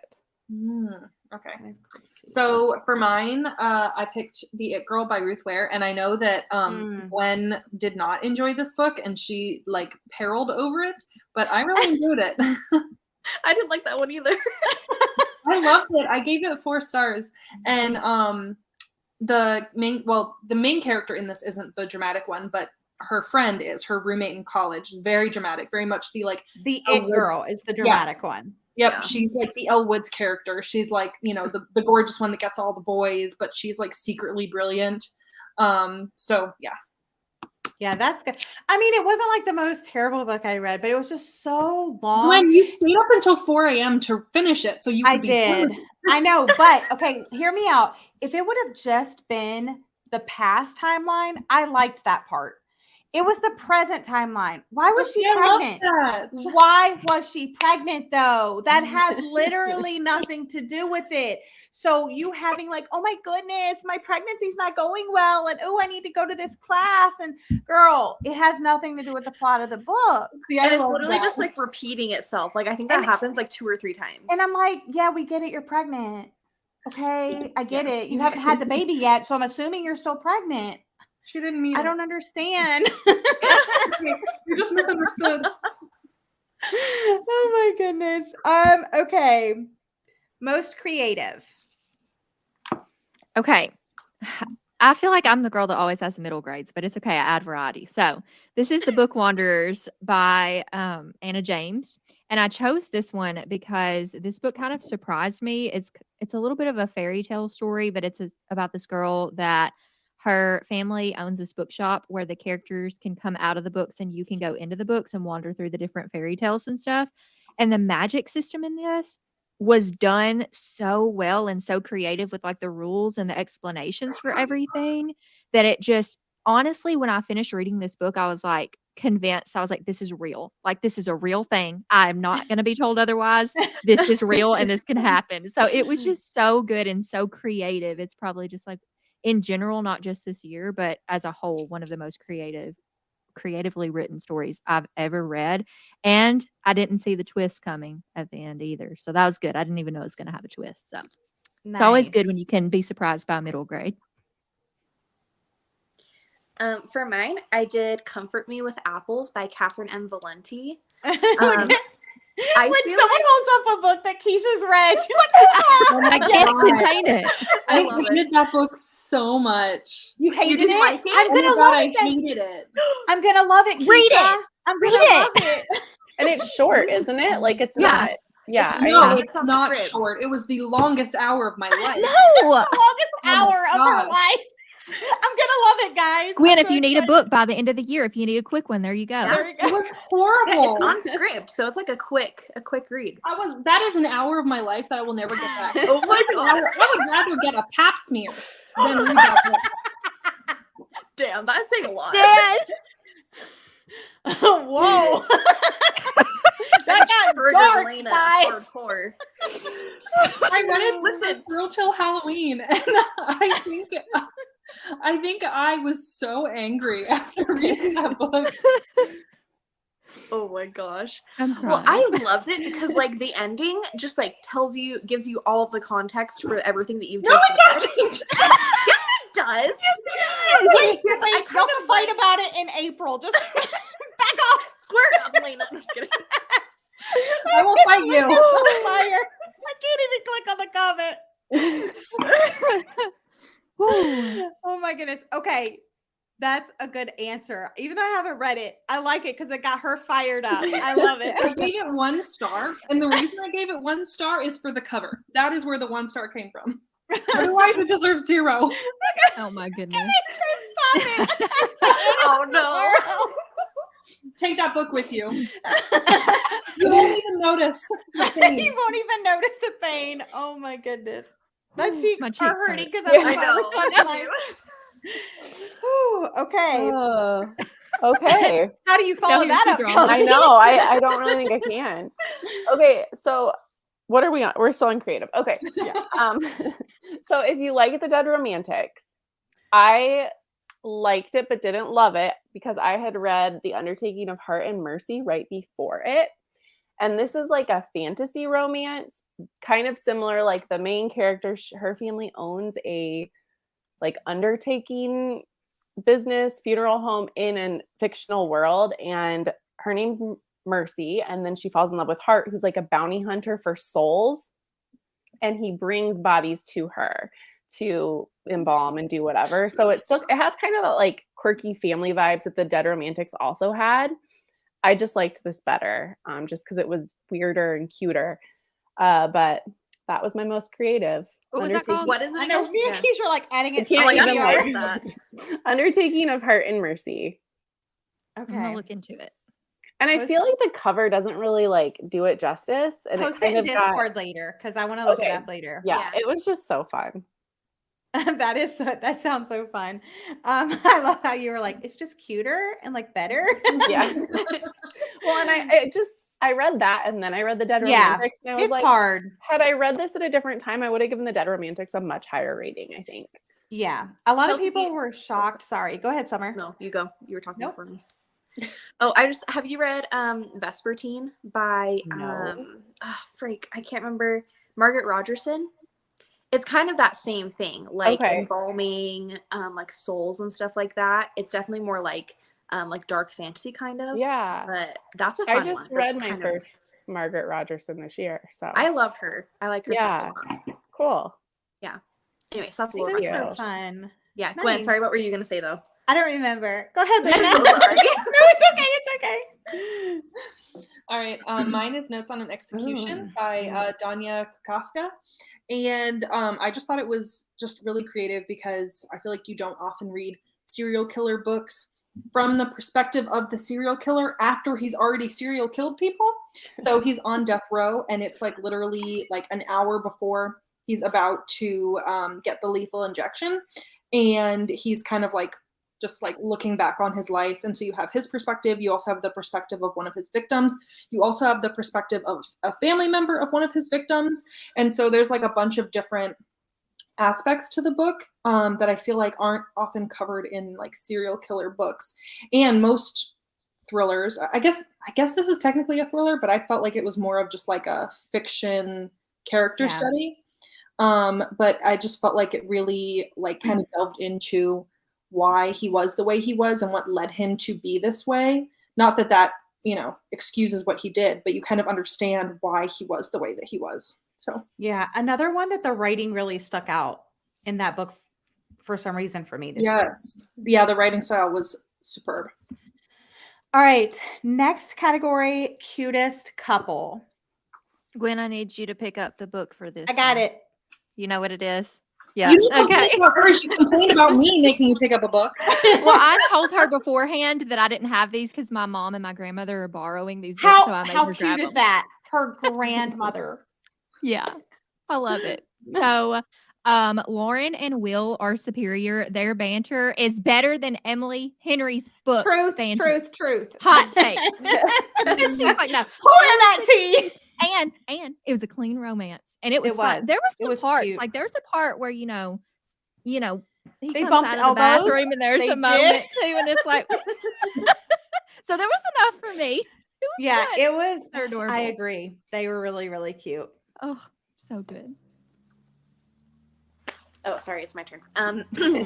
I want to soft mention the couple in Heartstopper because I love them. I'm obsessed with them. Love these characters. But like my true, just like when I think of a cute couple, I think of Danny and Zaf from, what is it? Take a Hint, Danny Brown. Yeah. I love this whole series, but I love their relationship. I love their banter.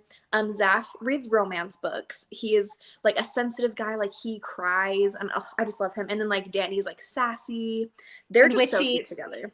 Witchy, you know that I love a witchy. I know. Yeah, loved this. So cute. Yeah, I forgot you read that this year. Yeah, and it's spicy. Like Talia Hibbert knows how to write some smut. Yeah. Yeah, when I was reading Chloe Brown, I was like, what is happening? The public scene, I was like, yeah, I was like, what is happening right now? No. Yeah. So speaking of men that read romance novels, the Bromance Book Club is my favorite. Every book in the series, though? Only 3. But it's Gavin and Thea. So this is the first one. They're about to get a divorce, and Gavin joins the Bromance Book Club and reads romance novels, and it saves his marriage. And it's just precious. It is so. That's why I was so disappointed by books 2 and 3. Yeah, because this one was so good. Yeah, it was. Definitely go to 4 and 5 because they're way better. Okay, I will. But because I just feel like, usually maybe in books, maybe in real life, it's always like the woman trying to get the marriage to like be fixed, And in this one, he was just like, come on, he joined a romance book club to fix his marriage. Like, stop. Yeah, and I do think that this is the best probably in the series. And then the Russians book and then the last one are really good. Also, Well Met is wonderful too. Aw, hugged the book at the end. Love that. All right. So Oh, my cutest couple is Ben and Amy from The Measure by Nikki Ehrlich. And this is the sci-fi book that Gwen bullied me into reading that I ended up loving. You can do it. You can do it, Lena. And I don't want to give too much away about this couple because it's like kind of a spoiler, but Ben and Amy are just like such a great couple, and their like origin story is Yes, great. the origin story. Oh, Yes. Like how they got together and everything, and like their ending is like heartbreaking. And yeah, this is a great one. If you haven't heard of this one, I don't know how you would not hear of it if you're on Gwen's channel or mine, or anybody who has read this past summer, Jordan, anybody. Not Jessie, but we're gonna make Jessie read it. This one is like light sci-fi about if you like get a box at your doorstep with a string, and that string tells you the length of your life. So it's like, how do you live after that, knowing what the length of your life is? So it's following all of these people in this like dystopian world, and Ben and Amy are like two of the characters. So I love this answer, Yvette. I love that. That's so cute. Yeah, on the podcast, my favorite, my cutest couple were the ladies from what is it? Killers of a Certain Age. I loved them so much. I was like, I have to pick the whole girl gang because they're just top notch. Okay, last category, best dressed. So like I went with like the prettiest book cover, but Yeah. is that what you guys did? oh no. Yep. Okay. I stretched a little. I still think that the outside of this book cover is pretty, but I went for like best dressed outside and in because this is some of the Ooh. prettiest artwork. So, okay, 𝒐𝒏𝒏𝒄𝒂𝒔 Journal, which Gwen, you'll know. So, 𝒐𝒏𝒏𝒄𝒂𝒔 Journal is a middle grade graphic novel, and this is the first volume. It has parts 1 and 2, and there's a second volume that has parts 3, 4, and 5. I'm going to try to find a non-spoilery picture to show you, but this basically it's 𝒐𝒏𝒏𝒄𝒂𝒔's journal. But she also, so you get clips from her journal, and she likes to solve mysteries. She'll go to, like, she scopes out people and observes them and tries to figure out, like, is there a mystery here? So Kind of it's like really Harriet the cute. Spy.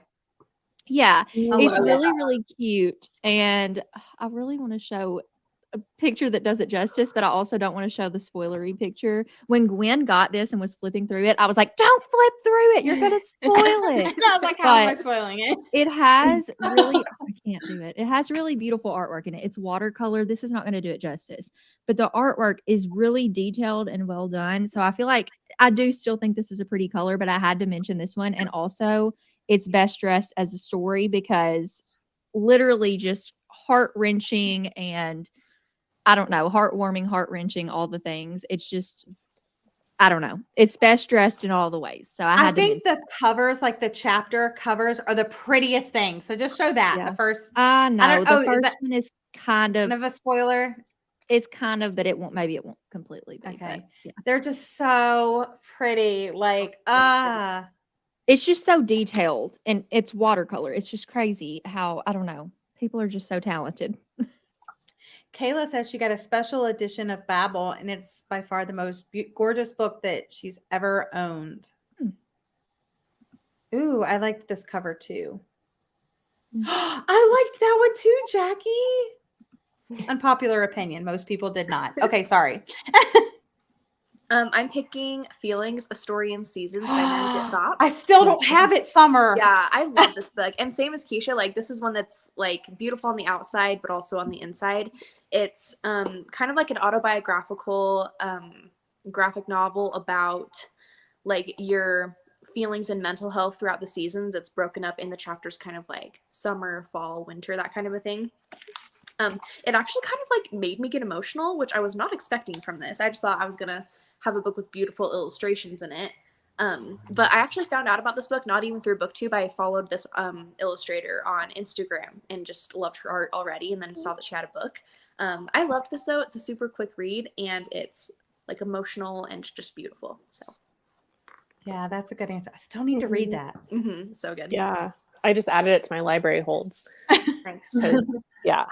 So mine is And Yet by Kate Baer. It's a book of poetry, and it's kind of both. So there's zinnias on the cover, which is like one of my favorite flowers, but it's both beautiful on the inside, and then the outside the outside and the inside with her poems, but she writes about being a woman in her poetry, like the best that I've ever, like, I feel seen reading her words. Even like she does write a lot about motherhood, but also just about society's pressure on women, like how we need to look a certain way and we need to weigh a certain amount, you know, just stuff like that. And she's kind of wry and witty and just really beautiful. So if you like poetry, all of her books are really short, so you can kind of read them pretty quickly. Wonderful. Love that. Yeah, what was that one again? This one's called And Yet by Kate Baer. Mine is not nearly as deep as everyone else's. Mine is the character of Nora from Book Lovers. Love that. Because she is just very well dressed. She is like a publishing agent from New York, and she goes to this small town, and she's just always so well dressed and talking about like wearing her heels and stuff. And it's just like, it's mentioned so much about like the types of clothes that she wears, and her Peloton is like her favorite thing. And she's wearing her, you know, her heels, and she's like walking through the mud of this little North Carolina town. And she almost reminded me of like Elle Woods, but like a dark version. Like if Elle Woods and Wednesday Addams like were smushed together. Oh, okay. So very good. Okay, so that was our bookish superlatives, and we're going to be closing out the show very shortly, but I wanted to ask a couple more questions.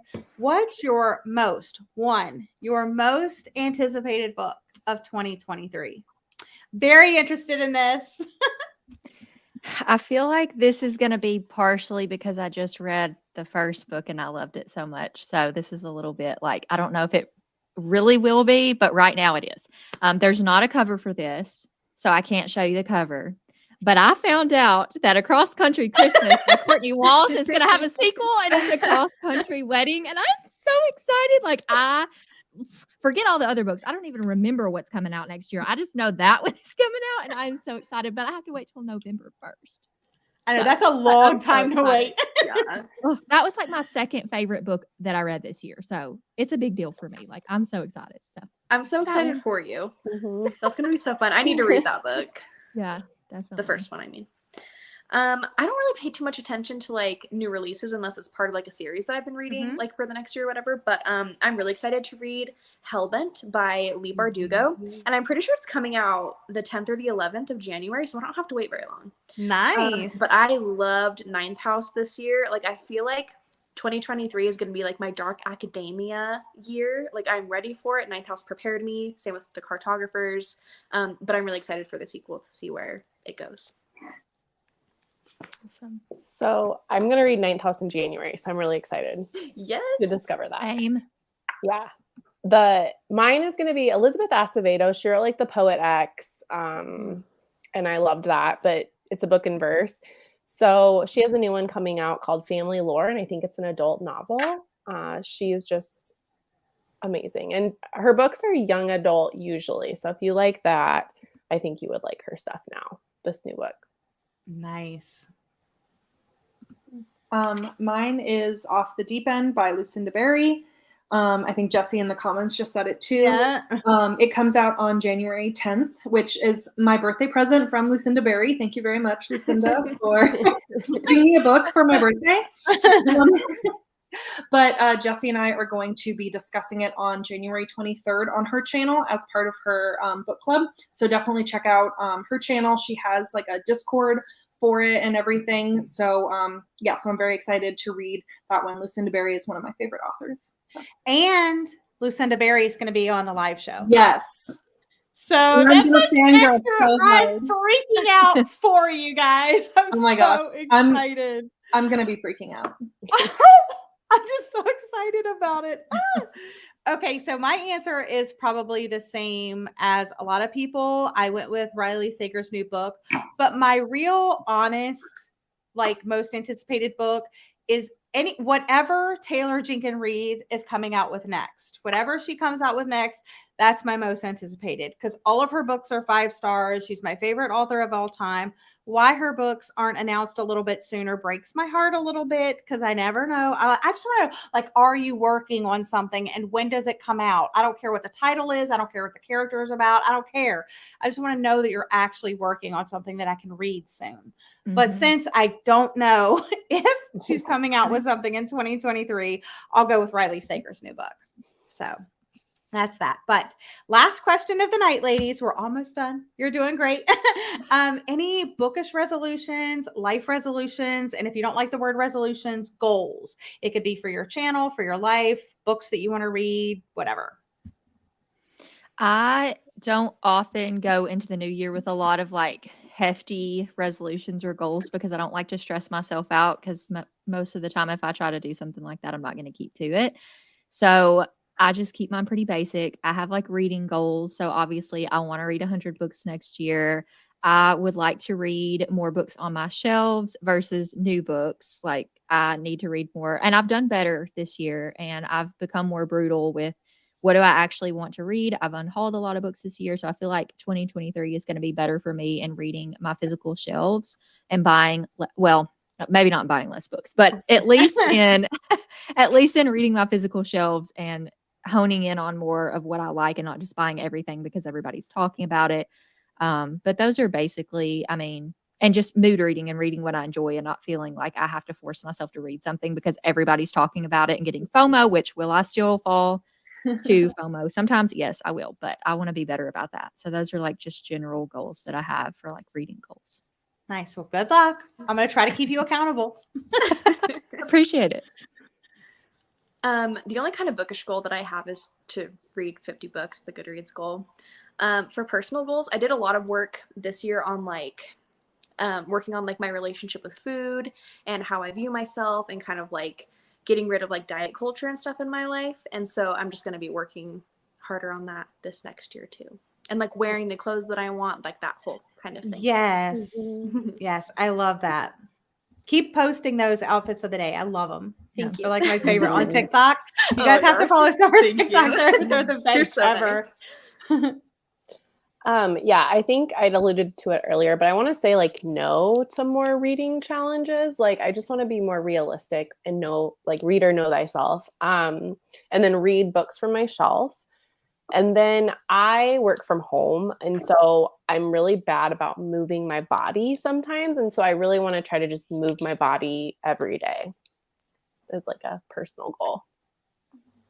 That's awesome. Yeah, I want to read 100 books. I want to prioritize the backlist of a lot of my favorite authors. So that's something I definitely want to do this year, specifically like Stephen King, Chuck Palahniuk, Simone St. James, just authors like that I've really enjoyed some of their more recent books, but I really want to delve into some of their backlist. T. Greenwood, Diane Chamberlain, things like that. And then I also, I did a half marathon back in 2013, and I don't think I'm in enough shape to do another half marathon, but I would like to do at least a 10K in 2023. And I do, I run 2 to 3 miles, whenever I go out and run. So, just trying to build up that stamina. And then another goal is that I would like to get my channel monetized in the year 2023. So. Oh, that's a good goal. I like that. Some of the goals, read all the books. That's always the goal. And I feel like I feel like almost everybody said it, like to read books off of your shelf. That's obviously a goal of mine. My TBR is very healthy. I have plenty of books. Like I could not buy one new book next year and I would have plenty to read. But like, let's be honest, I'm buying all the books that I want. So Good, you it's just deserve not it. possible. But I'm trying to do the balance, of reading the new releases that I'm excited about, but trying to read through my shelves as well. Determined to read entire physical TBR, and Lord, give me the strength. Listening to books because I don't have time to read. It's not cheating. Yes, No. I love listening to audiobooks. I started doing that like a few years ago, like maybe 2 or 3 years ago, and it is my go-to way. One goal that I set last year because I got so addicted, like I would skip over a book I Mhm. was really excited about if it didn't have an audiobook. I was like, well, I guess you're going to wait. But this year, I really challenged myself. If I wanted to read a book, I would still read it even if it didn't have the audiobook. And I did pretty good with that this year. Did I lean more towards audiobooks? Of course. But I did pick up, if I was really excited about a book, I would read it even if it didn't have one. So hopefully I can continue that as well. Taylor Jenkins Reid might be writing a book about Cisco, but I don't hold me to it. Oh, where did you hear this, Jackie? I need all of the information. Love that. Use my local library in the next town over because I got a membership and not buy so many books. That's awesome. And I know this is kind of like counterproductive, but another problem that I have is with my library, because my library is very close. I can walk to it, and I have multiple cards to different libraries, and I will borrow books from the library instead of reading books on my shelf. And I'm like, that's awesome that that's an option. But like, you have 200 books that you own that you need to read. Why are you borrowing 50 books from the library? So I don't know, maybe that's another goal, to not use my library as much. Is that bad? But My library is anyway, terrible. Like, I always try to like look at my library. My library system is terrible. And I'll like request books and they're like, no. oh, really? Because Yeah. mine is so good. That's Like awful. they if they don't have a book that you want, like audiobook, ebook, or physical book, you can put in a request, and every single book that I've requested, they've gotten. Not So- mine. They're always like, not at this time. Sorry. Oh, That makes me really mad because as Mhm. somebody who's been a librarian and worked at a library before, like there's no excuse for that. Like I don't like I'm not gonna go off on a tangent, but I feel bad for you. Give me their There's no number. excuse.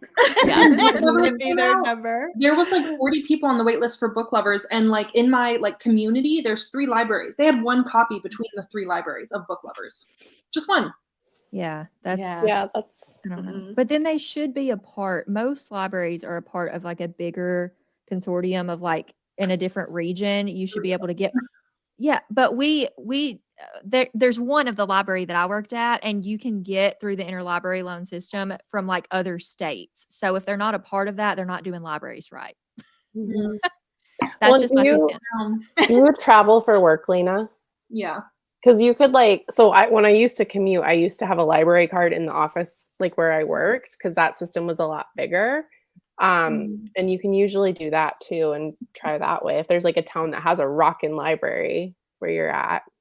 Yeah. Yeah. Are there any rocking libraries near you, Lena, that you could try out?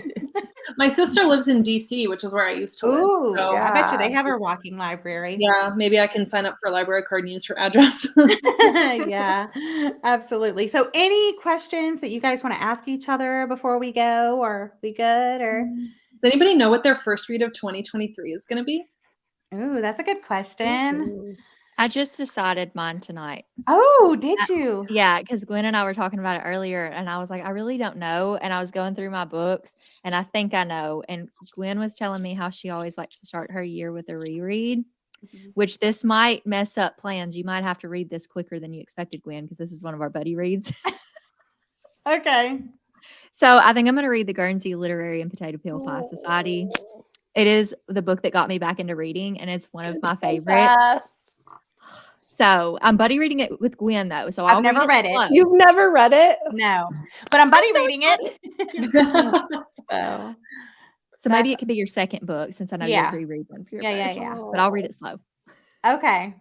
All right, Summer, do you have a first book picked out? Oh man, I have no idea. I think it's just gonna be like a mood reading thing because right now I'm listening to The Perfect Marriage and I'm currently reading A Cat Cafe Christmas still. You're and I still. really- Listen, You're I'm trying, like, Summer. I'm like, I all spent month. money on this book. I want to finish it, but I'm also kind of like tempted to do a soft DNF until next Christmas. Cause like now that it's not Christmas anymore, I don't want to read Yeah, it. pack it You know? away with your decorations.